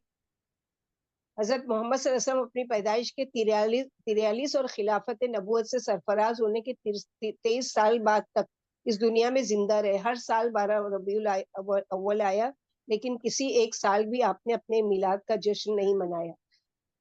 اور اس بادشاہ نے کیا کیا، یہ جو مفتی جھوٹا تھا، اس سے فتویٰ لیا کہ چونکہ عیسائی جو ہے وہ عیسیٰ علیہ السلام کی یوم پیدائش مناتے ہیں، اور جو یہودی ہیں وہ عزیر علیہ السلام کی یوم پیدائش مناتے ہیں، تو پھر کیا وجہ ہے کہ ہم مسلمان ہیں اور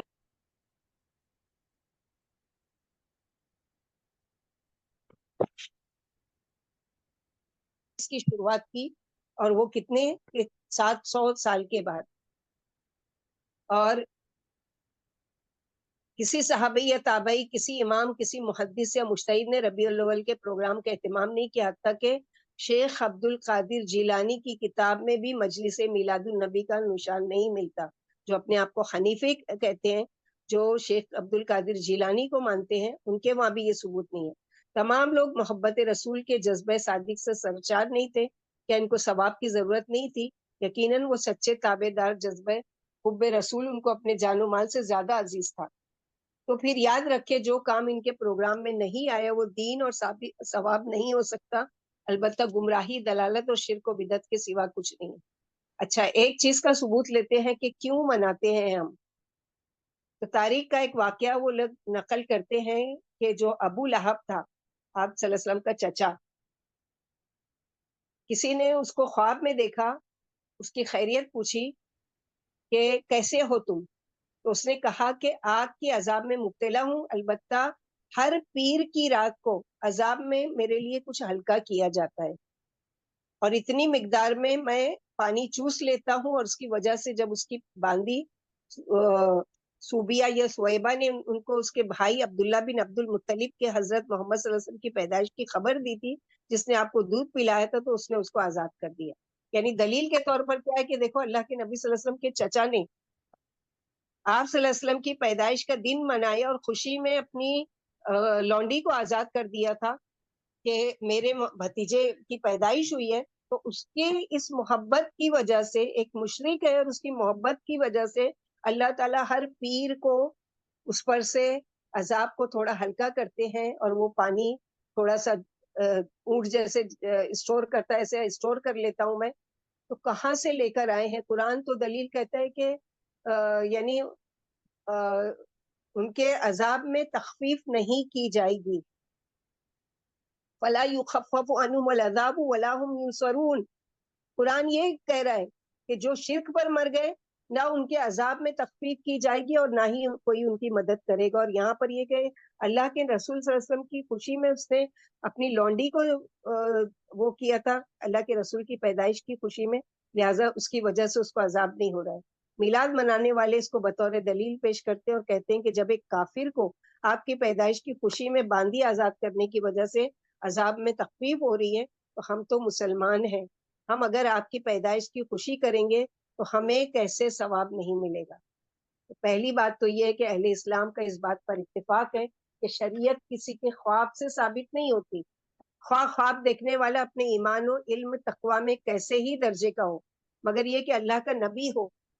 اس لیے کہ انبیاء کا خواب وہی ہوتا ہے، باقی ہم کسی اور کے خواب کو کچھ اہمیت نہیں دیتے. دوسرا یہ کہ سلف اور خلف اہل علم کا مذہب ہے کہ کافر اگر کفر کی حالت میں مر جائے تو اس کو اس کے نیک اعمال کا ثواب نہیں ملے گا. تیسرا یہ کہ بالکل واضح اور نام لے کر اللہ تعالیٰ نے ابو لہب کے بارے میں ایک سورہ اتار دی. جب آپ صلی اللہ علیہ وسلم نے اس کو تمام اپنے خاندان والوں کو جمع کر کے دین کی دعوت دی، تو یہ بھی وہاں موجود تھا. اور جب اس نے اللہ کے نبی صلی اللہ علیہ وسلم کی بات سنی کہ اگر تم ایک اللہ کو پکارو اور تمام معبودوں کا انکار کرو تو میں تمہارے لیے عجم اور عرب کی یعنی حکومت کا وعدہ کرتا ہوں. تو یہ سنتا رہا اور سننے کے ساتھ ہی کیا کہا؟ تب اللہ یا محمد، نعوذ باللہ. وہیں کہ وہیں آپ صلی اللہ علیہ وسلم کو بددعا دے دی کہ اے محمد نعوذ باللہ تیرے ہاتھ ٹوٹے اور تو ہلاک ہو. آپ صلی اللہ علیہ وسلم کبھی بھی اپنی زندگی میں انتقام نہیں لیتے تھے، کسی کو پلٹ کر جواب نہیں دیتے تھے. اللہ سبحانہ وتعالیٰ نے قرآن میں سورہ نازل کر دی پوری سورہ مسد کے نام سے کہ تبت یدا ابی لہب وتب. اللہ تعالیٰ نے فرمایا کہ ابو لہب ہلاک ہو گیا، اللہ تعالیٰ کا عذاب اس پر نازل ہوگا. اللہ کے عذاب سے اس کا مال نہ چھوٹا، اس کی باندھی بھی اس کا مال ہی تھا. لہٰذا یہ معلوم ہوا کہ ابو لہب کی طرف منسوب واقعے کو آپ کی پیدائش پر لونڈی کی آزادی کرنے کی وجہ سے، آزاد کرنے کی وجہ سے عذاب میں کمی ہو جاتی ہے، سراسر غلط اور منگھڑت ہے. اور اس کا انجام اللہ تعالیٰ نے دنیا میں ہی دکھا دیا.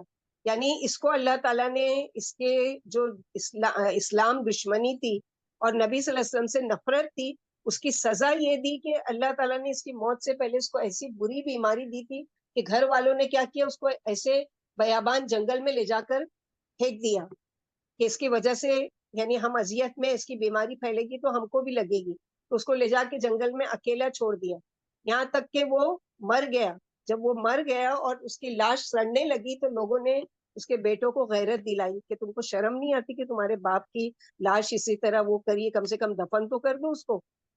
تو ان لوگوں نے کیا کیا کہ جو ہمارے وہاں یہ جن کو یہ ہوتے ہیں نا صاف صفائی کرنے والے چمار جن کو کہا جاتا ہے، ان لوگوں کو بلا کر اور ان کے ذریعے سے اس نے کیا کیا کہ ان لوگوں نے گڑھا کھودا اور گڑھا کھود کے لکڑی کے ذریعے یا کسی اس کے ذریعے سے اس کو ڈھکیل کے اس کی قبر میں ڈالا اور پھر اس کو دفنایا گیا. یہ اللہ تعالیٰ نے دنیا میں انجام کیا. تو یہاں پر تو تخفیف نہیں کی، اور جہنم میں یہ لے کر آئیں کہ اس کے عذاب میں تخفیف کی جاتی ہے. چوتھا یہ کہ انسان کا جس سے زیادہ لگاؤ تعلق اور محبت ہوتی ہے حوالہ بھی اسی کا دیتا ہے. مسلمان موحد سے اگر کوئی سوال کرے تو وہ فوراً کہے گا اللہ تعالیٰ نے قرآن مجید میں یہ ارشاد فرمایا ہے، رسول اللہ صلی اللہ علیہ وسلم کا یہ حکم ہے، صحابہ کرام کا عمل اس طرح تھا. بدقسمتی کہیں کہ جشن عید میلاد النبی کے لیے دلیل قرآن سے نہیں ہے، نہ ہی احادیث سے ہے، نہ ہی کوئی خلفائے راشدین سے یا صحابہ کے عمل سے. یعنی کوئی بھی دین کا کام اگر ہم کو کرنا ہے تو ہم کو ثبوت ہونا چاہیے، یا تو وہ بات قرآن میں موجود ہو، یا اللہ کے نبی صلی اللہ علیہ وسلم کے طریقے میں موجود ہو، اللہ کے نبی صلی اللہ علیہ وسلم کی احادیث میں، یا صحابہ کرام کے طریقے میں. تو یہ ساری ہی چیزوں میں ہم کو نہیں ملتا. صحابہ کرام کے بعد کے زمانے کے لیے بھی اللہ نے، اللہ کے رسول صلی اللہ علیہ وسلم نے خوشخبری دی ہے کہ وہ بھی زمانہ بہتر رہے گا. ان کے اس میں بھی کوئی ثبوت نہیں ملتا. تو اسی طرح امام کی تقلید کے دعوے کہ اس کے قول سے ثابت نہیں، صرف دلیل کے طور پر ابو لہب کا نام لیا جاتا ہے، جو کہ اللہ اور اس کے رسول کا سخت دشمن تھا. اللہ ہم سب کو سمجھ عطا فرمائے.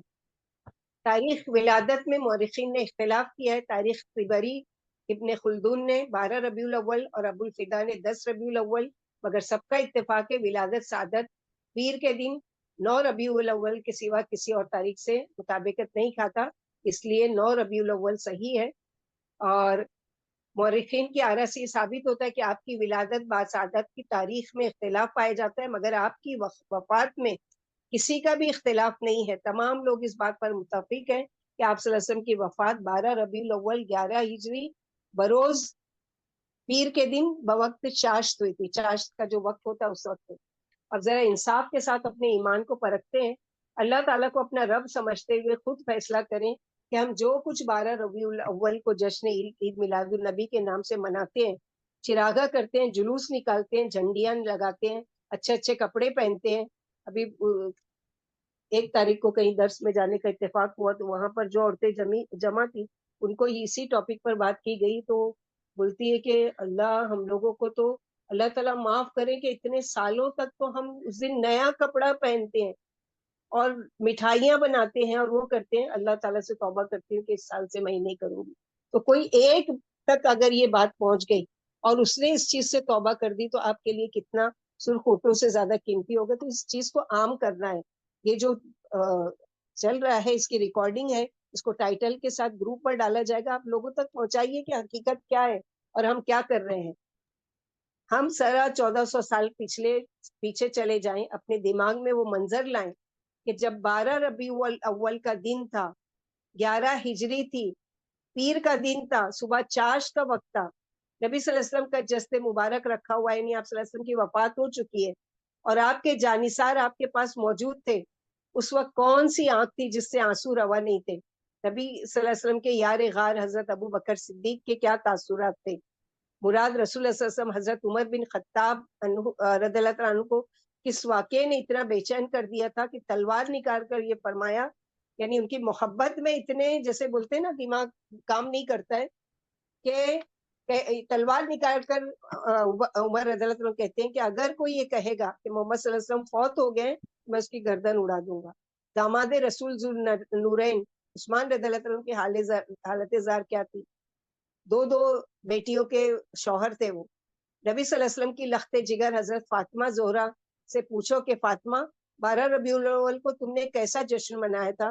مؤذن رسول حضرت بلال رضی اللہ عنہ سے معلوم کرو کہ تم 12 ربیع الاول کو کس جلوس کی قیادت کرنے جنگل کو چلے گئے تھے. اور دیگر صحابہ سے پوچھو کہ 12 ربیع الاول کو تو جشن عید میلاد النبی کا دن ہے، تم لوگ سخت غمگین اور پریشان کیوں ہو؟ خوشی کیوں نہیں مناتے؟ حضرت انس رضی اللہ عنہ سے کہو کہ تم جشن عید میلاد النبی والے دن کو قبیح اور تاریک دن کیوں کہہ رہے ہو؟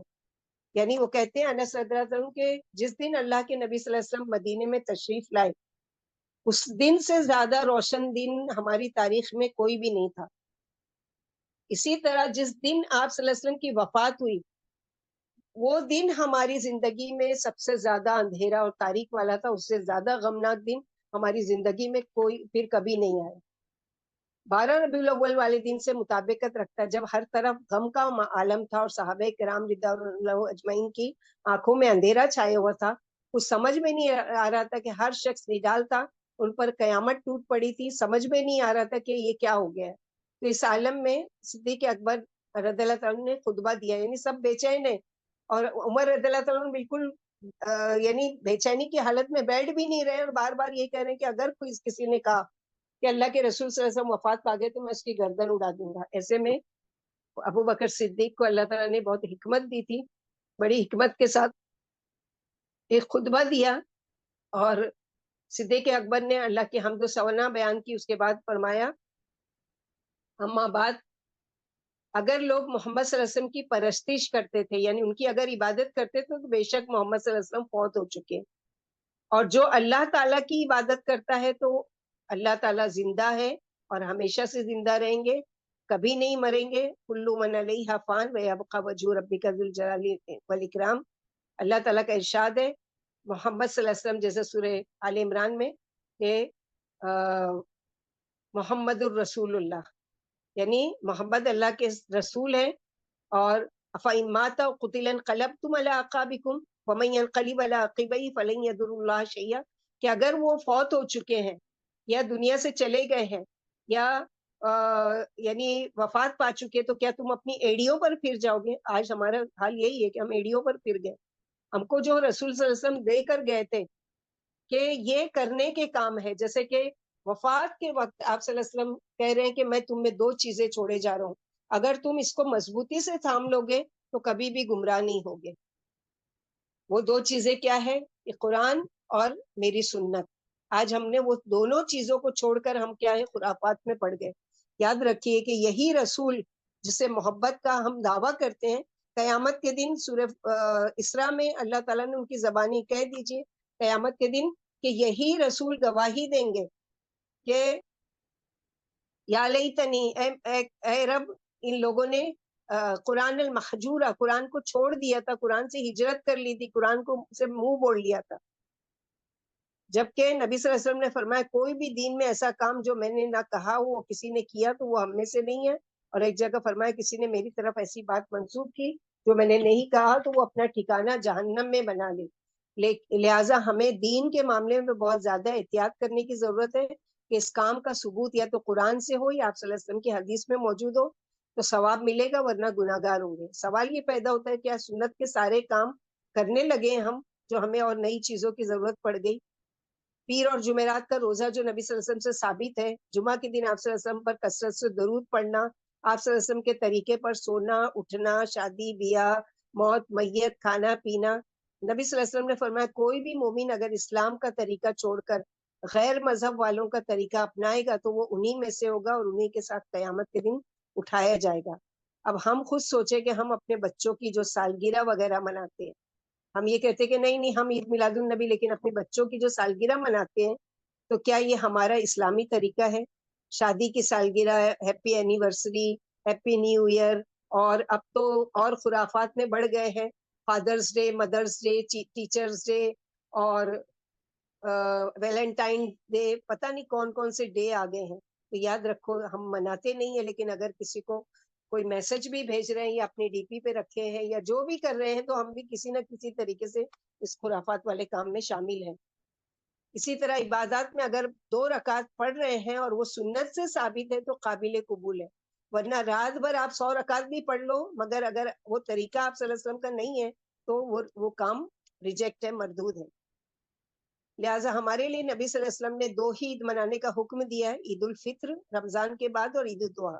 اور اس میں ساری خوشیاں کیجئے نا، آپ کیک کاٹیے عید کے دن، چاکلیٹ بانٹیے، مٹھائیاں بانٹیے، جو بھی کیجیے، خوشی کے دن ہے، اس دن کو خوشی سے منانا ہے. اور یہ بدعت کا کام سب سے زیادہ پسندیدہ شیطان مردود کے سردار ابلیس کا ہے، کیونکہ ایک گناہ کرنے والا جانتا ہے کہ جو کچھ میں کر رہا ہوں یہ گناہ کا کام ہے تو وہ کبھی نہ کبھی اس سے توبہ کرے گا. مگر ایک بدعتی وہ جو کام کر رہا ہے وہ ثواب سمجھ کر رہا ہے تو وہ کیوں توبہ کرے گا؟ اور جس طرح کسی لکڑی میں اگر دیمک لگ جائے تو وہ لکڑی کو آہستہ آہستہ کھا کر کھوکھلا کر دیتی ہے، اسی طرح بدعت دین کی جڑوں کو کھوکھلا کر دیتی ہے. اور یہی بدعت کرتے ہوئے اگر توبہ کرے بغیر موت آ گئی تو آخرت میں نقصان یہ ہوگا کہ آپ صلی اللہ علیہ وسلم کے مبارک ہاتھوں سے آب کوثر پینا نصیب نہیں ہوگا، کیونکہ اس دن سارے ہی لوگ پیاسے ہوں گے. کہیں بھی کوئی یہاں سے بوٹل خرید کر ہم نہیں جائیں گے، یہاں کوئی ہمارے گھر والے بوٹل نہیں پہنچا دیں گے کہ میرا بچہ پیاسا ہوگا یا میری ماں یا میرا بھائی یا میرا شوہر تو میں اس کے لیے پانی کا ذخیرہ بھیج دوں. کوئی کچھ بھی نہیں، صرف آب کوثر، وہ بھی آپ صلی اللہ علیہ وسلم کے مبارک ہاتھوں سے. لیکن کچھ لوگ ہیں کہ جو آئیں گے آپ صلی اللہ علیہ وسلم کی طرف پینے کے لیے، آپ صلی اللہ علیہ وسلم ان لوگ کو دینے لگیں گے کہ اتنے میں بیچ میں پردہ حائل ہو جائے گا. تو آپ صلی اللہ علیہ وسلم کہیں گے کہ یہ میری امتی ہے، میرے پاس آنے دو ان کو، یعنی میرے ہاتھوں سے پینے دو آب کوثر. تو فرشتے کیا کہیں گے؟ آپ صلی اللہ علیہ وسلم نہیں جانتے کہ آپ کے بعد یعنی آپ کے دنیا سے آ جانے کے بعد ان لوگوں نے دین میں کون کون سی نئی بدعتیں شامل کر دی تھی. جب یہ چیز آپ صلی اللہ علیہ وسلم سنیں گے تو کہیں گے سحوقن سحوقن، دور ہو جاؤ مجھ سے، یعنی نفرت کا اظہار کریں گے. پھر ایک واقعہ کہ آپ صلی اللہ علیہ وسلم نے کسی وجہ سے شہد نہ کھانے کی قسم کھا لی تھی تو اللہ تعالیٰ نے فوراً سورہ تحریم میں آیت نازل کی، یا ایھا النبی لما تحرم ما احل اللہ لک. اگر آپ صلی اللہ علیہ وسلم چاہتے تو اس آیت کو چھپا سکتے تھے. یعنی جو کہتے ہیں نا کہ عید میلاد النبی آپ نے نہیں منایا، کیوں نہیں کیا، اور ہم زیادہ محبت، تو اگر بہت ساری چیزیں جو جس میں آپ صلی اللہ علیہ وسلم کو ڈانٹا گیا اور باقاعدہ آپ کی جیسے بولتے ہیں نا کہ سامنے ہی آپ کی بات کو کھولا گیا، اس کے باوجود آپ نے وہ آیت نہیں چھپائی، جیسے یہ تحریم کی. اور امانت کے کا خیال رکھنا، وہ والے نبی کیسے بھول گئے کہ دین میں یہ کام بھی ضرور کرنا، یوم پیدائش میری منانا.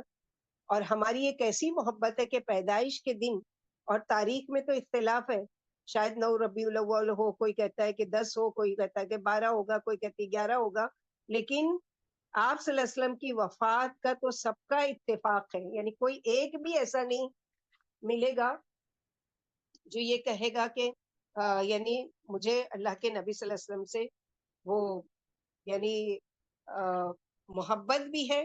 اور محبت کی سب سے آسان دلیلیں دیکھ لیجئے. مثلا یہ کہ اگر ہم کہتے ہیں کہ مجھے اپنی ماں سے بہت محبت ہے، ٹھیک ہے، اب وہ ماں کہتی ہے کہ چلو بیٹا مجھے نماز بہت پسند ہے، تم نماز پڑھو. نہیں، میں آپ سے محبت تو بہت کرتی ہوں لیکن نماز میرے لیے بڑی مشکل ہے. تو یہ محبت ہے.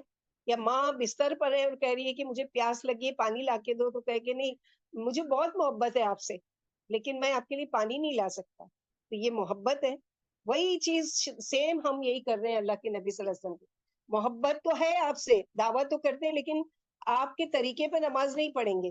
ہم خالی جمعہ کی پڑھ لیتے ہیں نا، جیسے کسی نے کہا ہے نا کہ 8 کی نہ کھاٹ کی 360 کی.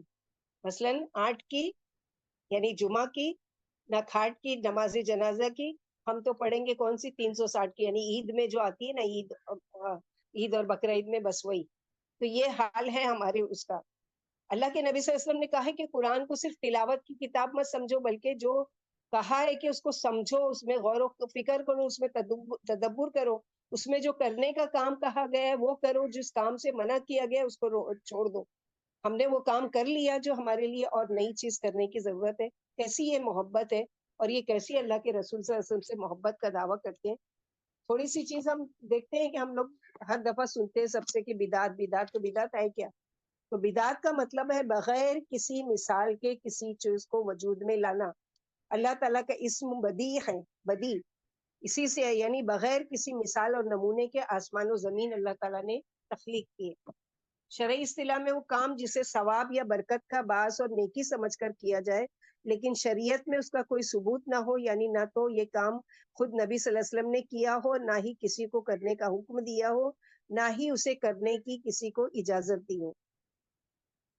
بدعت صرف وہ امور ہے جنہیں نیکی سمجھ کر یا باعث ثواب، حصول برکت اور اللہ کے تقرب کا ذریعہ سمجھ کر کیا جائے، اور انہیں رسول اللہ صلی اللہ علیہ وسلم نے نہ کیا ہو، نہ اس کی کسی کی اجازت دی ہو. کیونکہ آج جو لوگ کہتے ہیں کہ اچھا ٹھیک ہے، آپ صلی اللہ علیہ وسلم کے زمانے میں تو ایروپلین نہیں تھا، آپ اونٹ پر سوار ہو کر جاتے تھے، سواری کرتے تھے، آج ایروپلین میں جانا کیا یہ بھی بدعت ہے؟ یا پھر آپ صلی اللہ علیہ وسلم کے زمانے میں تو پنکھا نہیں تھا، آج ہم اے سی اور پنکھا یوز کر رہے ہیں، یہ بھی بدعت ہے؟ تو اللہ نے ایک بشر کی حیثیت سے بشری ضروریات پوری کرنے کے لیے کیے آپ صلی اللہ علیہ وسلم نے جو وسائل یا ضروریات زندگی استعمال کی، دنیاوی امور میں آپ صلی اللہ علیہ وسلم نے جو تدبیریں اختیار کی، ان میں قیامت تک نئے وسائل، نئی چیزیں اور نئے تجربوں سے فائدہ اٹھانا بدعت نہیں ہے. یعنی اس زمانے میں نہیں تھی یہ دنیاوی فیسلٹیز، آج استعمال کریں گے دین میں ثواب کی نیت سے، کیونکہ ان کے استعمال میں کسی کی نیت یہ نہیں ہوتی کہ یہ چیزیں وسائل یا تجربے باعث ثواب ہوں گے، حصول برکت یا تقرب الہی کا ذریعہ ہوگا.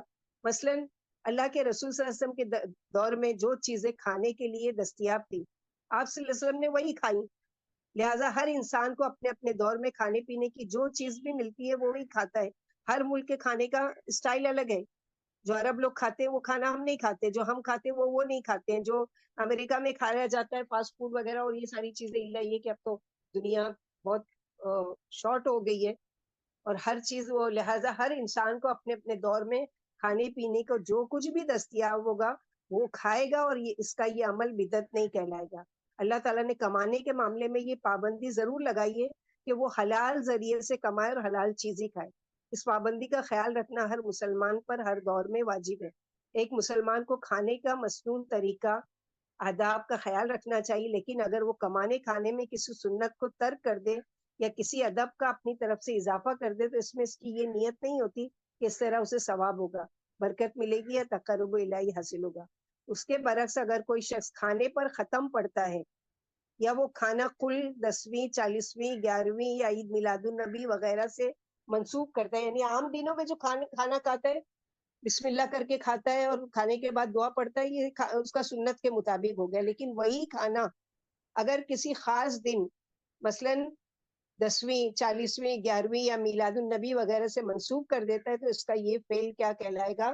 بدعت کہلائے گا، کیونکہ اس کھانے میں نیت اس کی پیٹ بھرنے کی ضرورت نہیں تھی، بلکہ اس کھانے کو وہ حصول برکت اور ثواب کی نیت سے اور اللہ کا قرب حاصل کرنے کی نیت سے تیار کرتا ہے اور کھاتا ہے اور کھلاتا ہے اور بانٹتا ہے۔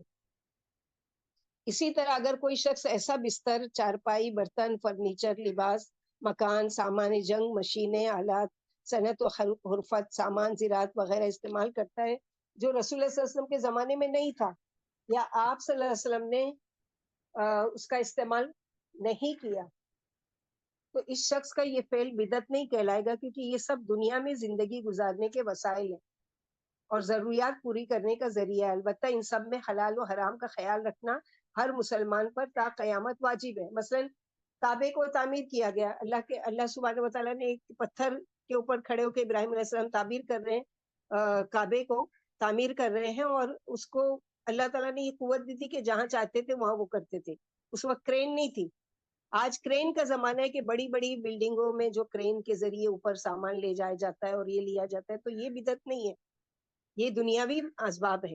جو حجت کرتے ہیں ان کو اس چیز کے سامنے بتانا چاہیے کہ دین کے معاملے میں اگر تم کوئی زیادتی کرتے ہو کوئی کام میں تو یہ بدعت ہے، دنیا کے معاملے میں نہیں۔ پھر سنت کیا ہے؟ اگر بدعت کا اپوزٹ کیا ہے؟ سنت۔ تو سنت کیا ہے؟ قرآن حکیم اللہ تعالیٰ کا کلام ہے، اللہ تعالیٰ کے اس کلام میں عربی زبان کے الفاظ استعمال کیے گئے، لیکن ان الفاظ کو رسول اللہ صلی اللہ علیہ وسلم کی بیان کردہ تشریح نے اور آپ صلی اللہ علیہ وسلم کے عمل نے خاص شکل دے دی۔ اس خاص شکل کا نام سنت ہے، یعنی سنت میں کسی شخص کو نہ تو تبدیلی کرنے کا حق ہے، نہ ہی رسول اللہ صلی اللہ علیہ وسلم کے مقابلے میں نئی تشریح کرنے کا حق ہے، نہ ہی کسی کو یہ حق حاصل ہے کہ وہ یہ سمجھے کہ وہ رسول اللہ صلی اللہ علیہ وسلم کی بیان کردہ تشریح کو چھوڑ کر اپنی عقل سے کام لے کر قرآن کا حکیم کو سمجھ سکتا ہے۔ بعض لوگ یہ بھی دعویٰ کرتے ہیں نا، ایک فرقہ وہ بھی ہو گیا کہ ہم صرف قرآن کو مانتے ہیں، ہم حدیث کو نہیں مانتے۔ آپ قرآن کو سمجھ ہی نہیں سکتے جب تک کہ آپ حدیث کو نہیں لیتے۔ قرآن حکیم میں اللہ تعالیٰ نے بار بار سنت کی اہمیت کی یاد دہانی اس انداز میں کی ہے۔ سورہ نور آیت نمبر 56، وَأَقِیمُوا الصَّلَاةَ وَآتُوا الزَّکَاةَ وَأَطِیعُوا الرَّسُولَ لَعَلَّکُمْ تُرْحَمُونَ۔ اسی طرح سورہ نساء، مَن یُطِیعِ الرَّسُولَ فَقَدْ اطاع اللہ۔ پھر اسی طرح سورہ آل عمران۔ تو نتیجہ کیا ہے کہ سنت یہ ہے کہ جو کام رسول اللہ صلی اللہ علیہ وسلم نے جس طریقے سے کیا ہے اور جس وقت کیا ہے اسی طریقے سے اسی وقت میں وہ کام کیا جائے۔ مثلا آپ پیر اور جمعرات کے روزے رکھتے تھے، اب آپ کہو گے کہ نہیں میرا دل چاہ رہا ہے کہ میں منگل کو رکھوں اور بدھ کو رکھوں، تو آپ اور کوئی وجہ سے رکھ رہے ہو، قضا روزے رکھ رہے ہو یا جو، لیکن سنت سمجھ کے رکھ رہے ہو، تو پھر آپ کو کیا کرنا ہے؟ پیر اور جمعرات کے روزے رکھنا ہے۔ پھر اسی طرح 13 14 15 کے روزے آپ صلی اللہ علیہ وسلم رکھا کرتے تھے ہر مہینے کے۔ اب کوئی کہے کہ نہیں اس ٹائم مجھے فرصت نہیں ہے، لہٰذا میں کیا کرتی ہوں کہ 29 30 31 کا رکھ لیتی ہوں، تو بھی ثواب نہیں ملے گا، کیونکہ کیا کیا اس نے اپنی طرف سے دین میں ایک نئی ایجاد کی، ایک نیا کام کیا، اور وہ بھی ثواب سمجھ کے، تو ثواب کچھ بھی نہیں ملے گا۔ جبکہ بدعت یہ کہ کسی ایسے کام کو ثواب، برکت اور تقرب الہی کا باعث سمجھا جائے تو سنت جو سنت سے ثابت نہیں ہے۔ تو سنت اور بدعت دونوں کے بارے میں شارٹ میں ہم نے سمجھا۔ بدعت کے نقصانات کیا ہیں؟ بدعت کے کام کرنے سے انسان کے عقیدے میں لاشعوری طور پر ایسی خامیاں اور نقص واقع ہو جاتا ہے کہ اللہ پر اور رسول صلی اللہ علیہ وسلم پر ایمان کی عمارت گرنے لگ جاتی ہے۔ ان میں سے چند ایک ہے، جیسے کہ اللہ سبحانہ و تعالیٰ نے آپ صلی اللہ علیہ وسلم کی زندگی میں دین مکمل کر دیا.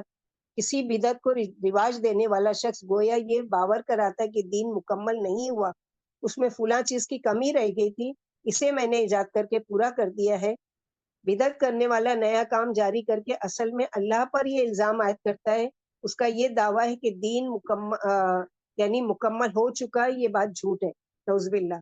نیز جو دین اللہ نے دیا وہ ناقص تھا, یعنی اس میں کمی تھی, اب میں بدعت کے ذریعے اس دین کو مکمل کر رہا ہوں.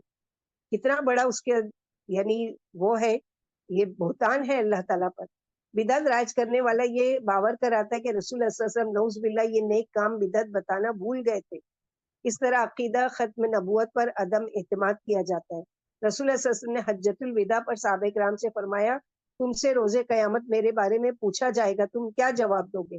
صحابہ نے عرض کیا, اللہ کے رسول ہم گواہی دیں گے کہ آپ نے اللہ کے تمام پیغامات ہم تک پہنچا دیے, حق ادا کر دیا اور امت کی پوری پوری خیر خواہی کی. آپ صلی اللہ علیہ وسلم نے آسمان کی طرف شہادت کی انگلی اٹھا کر کہا, اللہم اشہد اللہم اشہد اللہم اشہد, یا رب یہ اللہ گواہ رہنا, اے اللہ گواہ رہنا کہ میں نے اپنی زندگی میں جو کچھ بھی آپ نے مجھے سکھایا تھا, جو کچھ پڑھایا تھا, جو کچھ کہا تھا, وہ میں نے پریکٹیکلی کر کے یا جس طریقے سے بھی یا قول کے ذریعے ان کو تعلیم دے دی, اور یہ گواہی دے رہے ہیں. بدعت رائج کرنے والے کو یہ بدعت سنت سے بھی زیادہ اچھی لگتی ہے. یعنی سنت کیا ہے کہ دن بھر کی 12 سنتیں ادا کی جائے. فرض کیا ہے, اللہ کی محبت میں 5 وقتی نماز پڑھا جائے.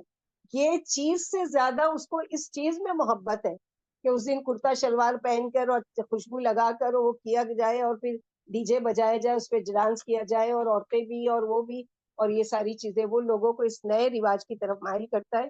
جو لوگ اس نئے رواج کو قبول نہیں کرتے, انہیں وہ اپنے سے کمتر مسلمان, شدت پسند یا منافق اور حصول ثواب سے بے رغبتی رکھنے والا سمجھتا ہے.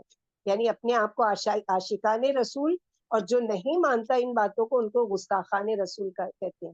آہستہ آہستہ وہ سنت پر جمے رہنے والوں سے نفرت کرنے لگتا ہے. نتیجہ یہ کہ اسلامی اخوت اور وحدت پارا پارا آج ہمارے فرقوں میں کیوں بڑھ گئے لوگ, جبکہ آج امت کو اکٹھا ہونے کی ضرورت ہے کہ ہماری مسجدیں اور ہماری خانقاہیں اور ہماری جو جگہیں ہیں وہ سب خطرے میں ہیں. آج ایک ایک کو پرسنلی کوشش کرنا ہے کہ اپنے پورے خاندان میں سے ہر ایک کو وقت ووٹ کے لیے جا کے وہ ای میل کروائے یا جو بھی کرائے, تاکہ زیادہ سے زیادہ اس چیز کا وہ رواج پہنچے. اس کی فکر نہیں ہے. مجھے تو اس چیز کا افسوس ہوا کل دیکھ کر کہ یہ کام جو کرنے کا ہے, باقاعدہ مسجد کے باہر وہ کیو آر کوڈ کا پیپر لے کر کھڑے ہوئے ہیں کہ یہ لیجئے اور آپ کے لیے آسانی, اس کو اسکین کیجیے اور اس پر میل بھیجیے. وہ چیزیں لینے کی بجائے وہ گلیوں میں وہ لگا رہے ہیں, لائٹ لگا رہے ہیں, وہ کر رہے ہیں. دین میں کوئی نیا کام بدعت جاری کرنے والا جب اپنی طرف سے دین میں پیوند کاری کرتا ہے تو اصل دین کا حسن کہیں اور چلا جاتا ہے. وہ بدبخت سنت کے کھرے سچے خالص اور شفاف امور میں بدعت کے چھینٹے ڈال کر اسے گندا کر دیتا ہے. اگر یہ بدعت عام ہو جائے تو لوگ اسے دین کا حصہ سمجھنے لگتے ہیں. اسی طرح اصل دین پیچھے رہ جاتا ہے اور بدعت غالب. آج یہی ہو رہا ہے نا کہ اصل دین لوگوں نے یہی سمجھا ہے کہ 12 ربیع الاول منانا اور شب برات منانا اور ہر مہینے کی رجب میں کنڈے لگانا, اور یہ ساری چیزوں کو اصل دین سمجھا گیا ہے. قرآن خوانی کرنا اور یہ سب ہے.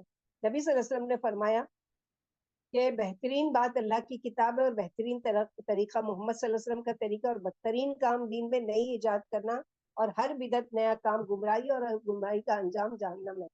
سوچ لو کہ کام تو اچھا کر رہے ہیں, اس پہ پیسے بھی خرچ کر رہے ہیں, اس پہ مال بھی لگا رہے ہیں, اور اس پہ ٹائم بھی وقت بھی دے رہے ہیں, سب کچھ کر رہے ہیں, لیکن وہ عمل جہنم میں جانے والا ہے. تو جنت میں جانے والے عمل کون سے ہی ہم کو کون بتائے گا؟ کہ اللہ کے رسول صلی اللہ علیہ وسلم جو کتاب لے کر آئے ہیں اس میں ہم کو اس کا حل ملے گا. واقعی الصلاۃ وآتوا الزکاۃ لعلکم ترحمون, کہ بہت سارے کام کہ تم فلاح پانا چاہتے ہو تو قد افلح المؤمنون الذین هم فی صلاتهم خاشعون عن اللغو معرضون.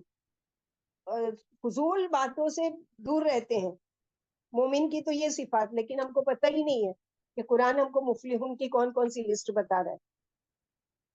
رسول اللہ صلی اللہ علیہ وسلم نے فرمایا جس نے ہمارے اس امر دین میں نیا کام جاری کیا بس وہ کام مردود ہے. رسول اللہ صلی اللہ علیہ وسلم نے مدینہ منورہ کے فضائل بیان کرتے ہوئے فرمایا کہ جو شخص यहाँ मदीने में बिदत नया काम जारी करे या बिदती को पनाह दे, इस पर अल्लाह की, फरिश्तों की और सारे लोगों की लानत। कयामत के रोज अल्लाह ना उसका कोई फर्ज कबूल करेंगे ना नफिल। आज सोच लो कि खास उम्रे का टूर इस महीने में किया जाता है कि जाकर मस्जिद नबी में हम ईद मिलादुन नबी मनाएंगे।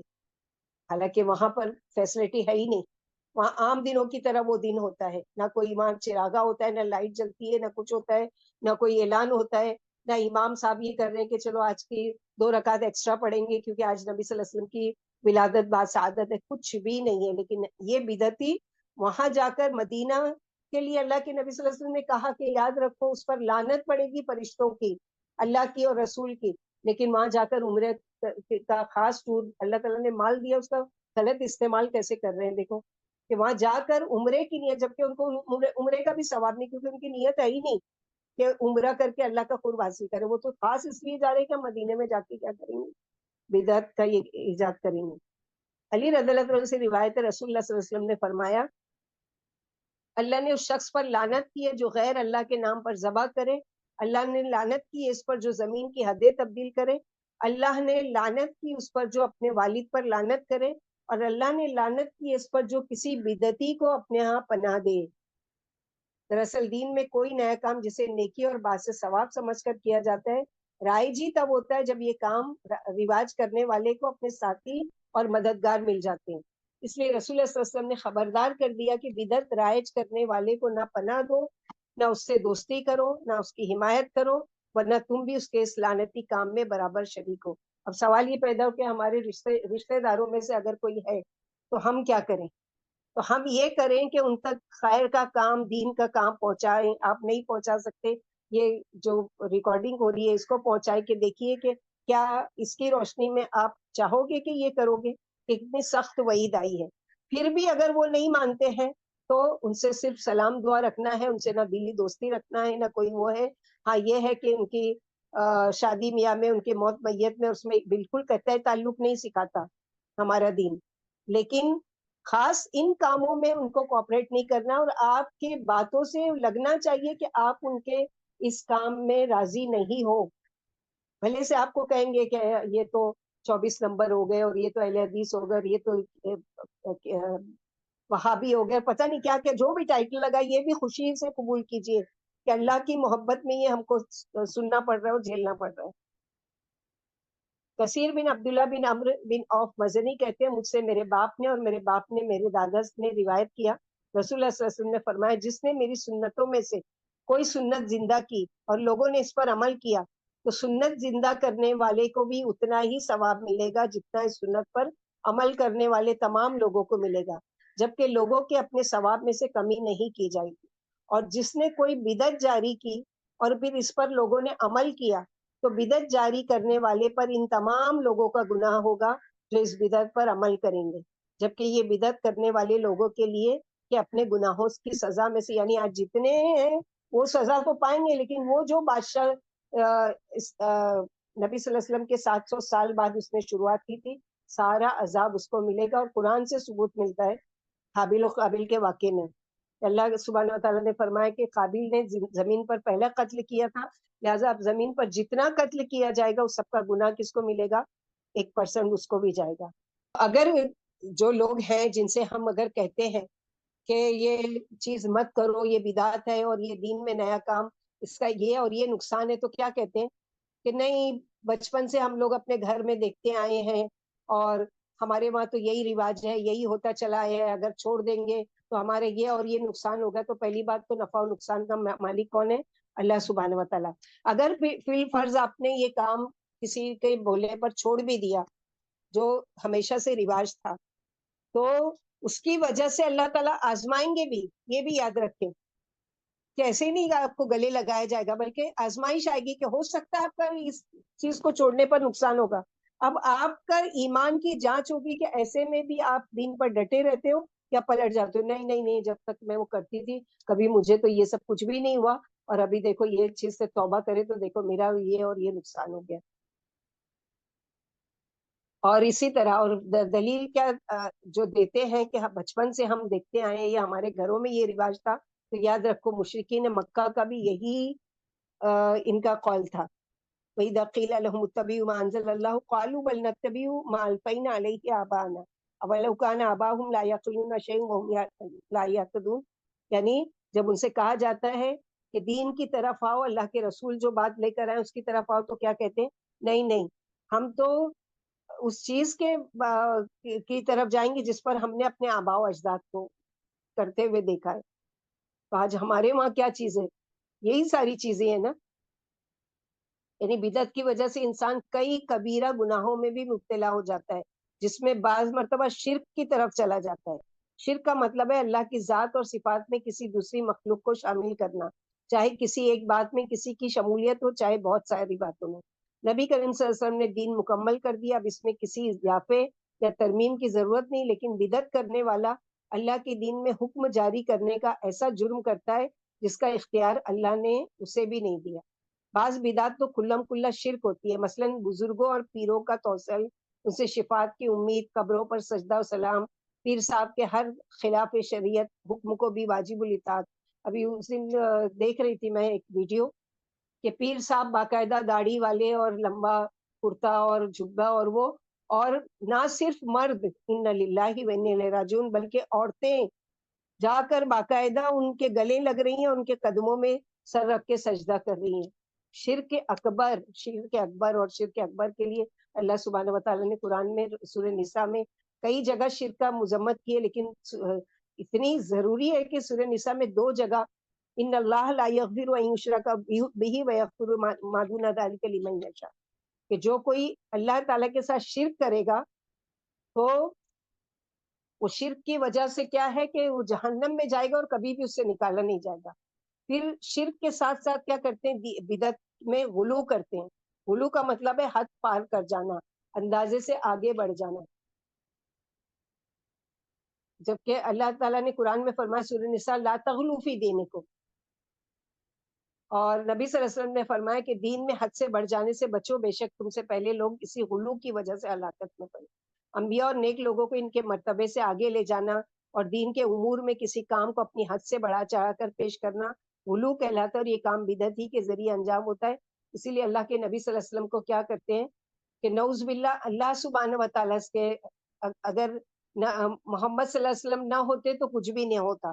یعنی نعوذ باللہ اللہ تعالیٰ نے جو دنیا کو پیدا کرنے کا اور دنیا کو پھیلانے کا اور دنیا میں عبادت کا جو کی وجہ سے انسانوں کو بھیجا، وما خلقت الجن والانس الا لیعبدونی، اس کو کیا کر رہے ہیں کہ مقصد کیا بتا رہے ہیں؟ اللہ کے رسول کی وجہ سے یہ دنیا بنائی گئی. نعوذ باللہ بہت ساری اتنی ساری لسٹ ہے کہ اگر ہم پڑھیں تو بے حساب ہے، اور آپ سب لوگ بھی جانتے ہوں گے. اللہ کا شکر ادا کریں اس چیز پر کہ الحمدللہ کہ اللہ تعالیٰ نے ہم لوگوں کو سیدھے راستے کی طرف رہنمائی کی ہے. اللہ سبحانہ و تعالیٰ کا احسان ہے کہ اللہ سبحانہ و تعالیٰ نے ہم لوگوں کو ایسا راستہ دکھایا جو نبی صلی اللہ علیہ وسلم کا. ہم دعویٰ تو نہیں کرتے کہ ہم تمام سنتوں پر عمل کرتے ہیں، لیکن الحمدللہ اپنی پوری کوشش کرتے ہیں کہ ہمارے عمل میں کوئی قسم کا بدعت نہ آنے پائے. اور دوسری چیز یہ ہے کہ اللہ کے نبی صلی اللہ علیہ وسلم کی مکمل اطاعت تو نہیں ہے، لیکن اللہ کے نبی صلی اللہ علیہ وسلم سے اس طرح کی دشمنی تو کم از کم نہیں کرتے کہ کرنے کا کام جو بول کر گئے وہ چھوڑ کر جو نہیں کرنے کا کام ہے وہ سارے کام کرنے لگے، اور پھر اس کو دین کا نام دے کر اور اس طرح سے. تو اس میں شامل ہونا یا اس کے اس میں جو بانٹے جائے. بعض لوگ یہ سوال بھی کرتے ہیں اچھا ہمارے پڑوسی ہیں، اگر وہ کچھ ہم کو اس دن بنا کر بھیجتے ہیں، اگر ہم نہیں لیتے ہیں تو وہ ناراض ہو جاتے ہیں، تو ہم کیا کرتے ہیں؟ ہم لے لیتے ہیں، کسی اور کو دے دیتے ہیں. تو آپ نے دعوت کا کام کیا کہاں؟ آپ تو ان سے یہ کہیے کہ دیکھو یہ جو کھانا آپ نے آپ جس کے بھی نام سے بنایا نا، اس پر اللہ تعالیٰ کا نام نہیں ہے، اس لیے قرآن نے کہا ہے کہ یہ کھانا ہمارے لیے جائز نہیں ہے. کیونکہ اللہ تعالیٰ نے قرآن میں 4 جگہ یہ فرمائے انما حرم علیکم المیتۃ والدم ولحم الخنزیر وما اہل به لغیر اللہ. جو لغیر اللہ ہے وہ نام اگر کسی چیز پر لے لیا گیا تو قید سے کھانا. ہم لوگ کیا کرتے ہیں؟ نہیں وہ ناراض ہو جائے گی. اللہ تعالیٰ ناراض ہو رہے ہیں کہ آپ کو موقع ملا تھا کہ آپ اس کو سمجھاتے. ہو سکتا ہے کہ وہ اس چیز سے توبہ کرتی، ہو سکتا ہے کہ یہ ہو سکتا ہے آپ کو دینے، ہو سکتا ہے کہ 100% اگلی مرتبہ آپ کو نہیں دے گی. تو آپ اس سے اس اذیت سے بچ گئے اور آپ نے ایک پیغام اس تک پہنچایا، لیکن ہم کیا کرتے، نہیں نہیں وہ رشتہ داری خراب ہو جائے گی، وہ پڑوس کا وہ تعلقات خراب ہو جائیں گے، اور یہ خراب ہو جائیں گے، وہ خراب، اور دین خراب ہو رہا ہے، اس کی کیا، اس کی ذمہ داری کون لے گا کہ دین خراب ہو رہا ہے؟ اللہ کے رسول صلی اللہ علیہ وسلم کی باتیں خراب ہو رہی ہیں، اللہ کی کتاب کو اس طرح سے توڑ مروڑ کر پیش کیا جا رہا ہے. تو اللہ کے واسطے اپنی آنکھیں کھولیں اور لوگوں تک پیغام پہنچانے والے بنے، اور لوگوں تک اس بات کو عام کریں. اور آپ میں سے اگر کوئی نہیں کہہ سکتا تو یہ ریکارڈنگ موجود ہے، آپ لوگوں کو گروپ پر دے دی جائے گی، یا جس کو بھی چاہیے وہ پرسنل پر اگر وہ کرے تو ان کو بھیج دیں گے انشاءاللہ باذن اللہ. اللهم ارنا الحق الحق وارزقنا اتباعه وارنا الباطل باطلا وارزقنا اجتنابه. اللهم ارنا الحقیقت حقیقت الاشیاء کما ہی. اللہ تعالیٰ ہم کو دین ایسا دکھائیے جیسا کہ وہ ہے.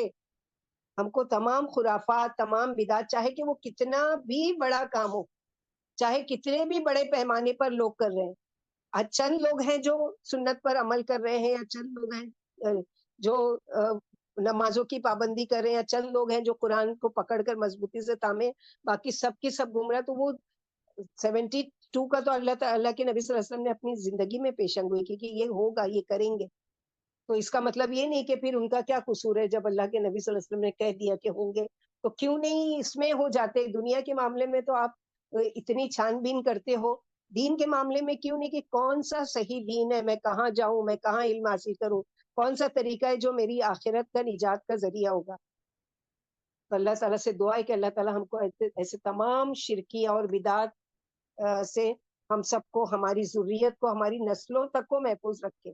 اور ہمارے جو مسلمان بھائی بہنیں ہیں جو اس لعنت میں، بدعت کے مبتلا ہیں، شرک کے کام میں مبتلا ہے، اللہ تعالیٰ ان لوگوں کو ہدایت دو. ان سے ہمدردی ہے، کوئی دشمنی نہیں ہے، ان سے ہمدردی ہے، ان کے لیے دل سے دعا ہے کہ اللہ ان کو ہدایت کا راستہ بتاؤ. اور اگر کسی ایک کو بھی ہم نے اس کام سے روک دیا یا اس کام سے روکنے، بے شک ہدایت اللہ کے اختیار میں، لیکن اللہ کے وہاں حجت یہ ہوگی کہ میں نے یا رب اس کے کان تک آپ کی بات پہنچا دی تھی، آپ کے رسول صلی اللہ علیہ وسلم کی بات پہنچا دی تھی، اب ہدایت دینا آپ کے اختیار میں. تو اللہ تعالیٰ ہم سے نہیں سوال کریں گے کہ ہم نے اپنی ڈیوٹی کیوں نہیں کی، یا ہم نے پیغام کو، اللہ کی بات کو لوگوں تک کیوں نہیں پہنچایا. ربنا تقبل منا انك انت السميع العليم وتب علينا انك انت التواب الرحيم. سبحان ربك رب العزة عما يصفون وسلام على المرسلين والحمد لله رب العالمين. سبحانك اللهم وبحمدك اشهد ان لا اله الا انت استغفرك واتوب اليك. السلام علیکم ورحمۃ اللہ وبرکاتہ.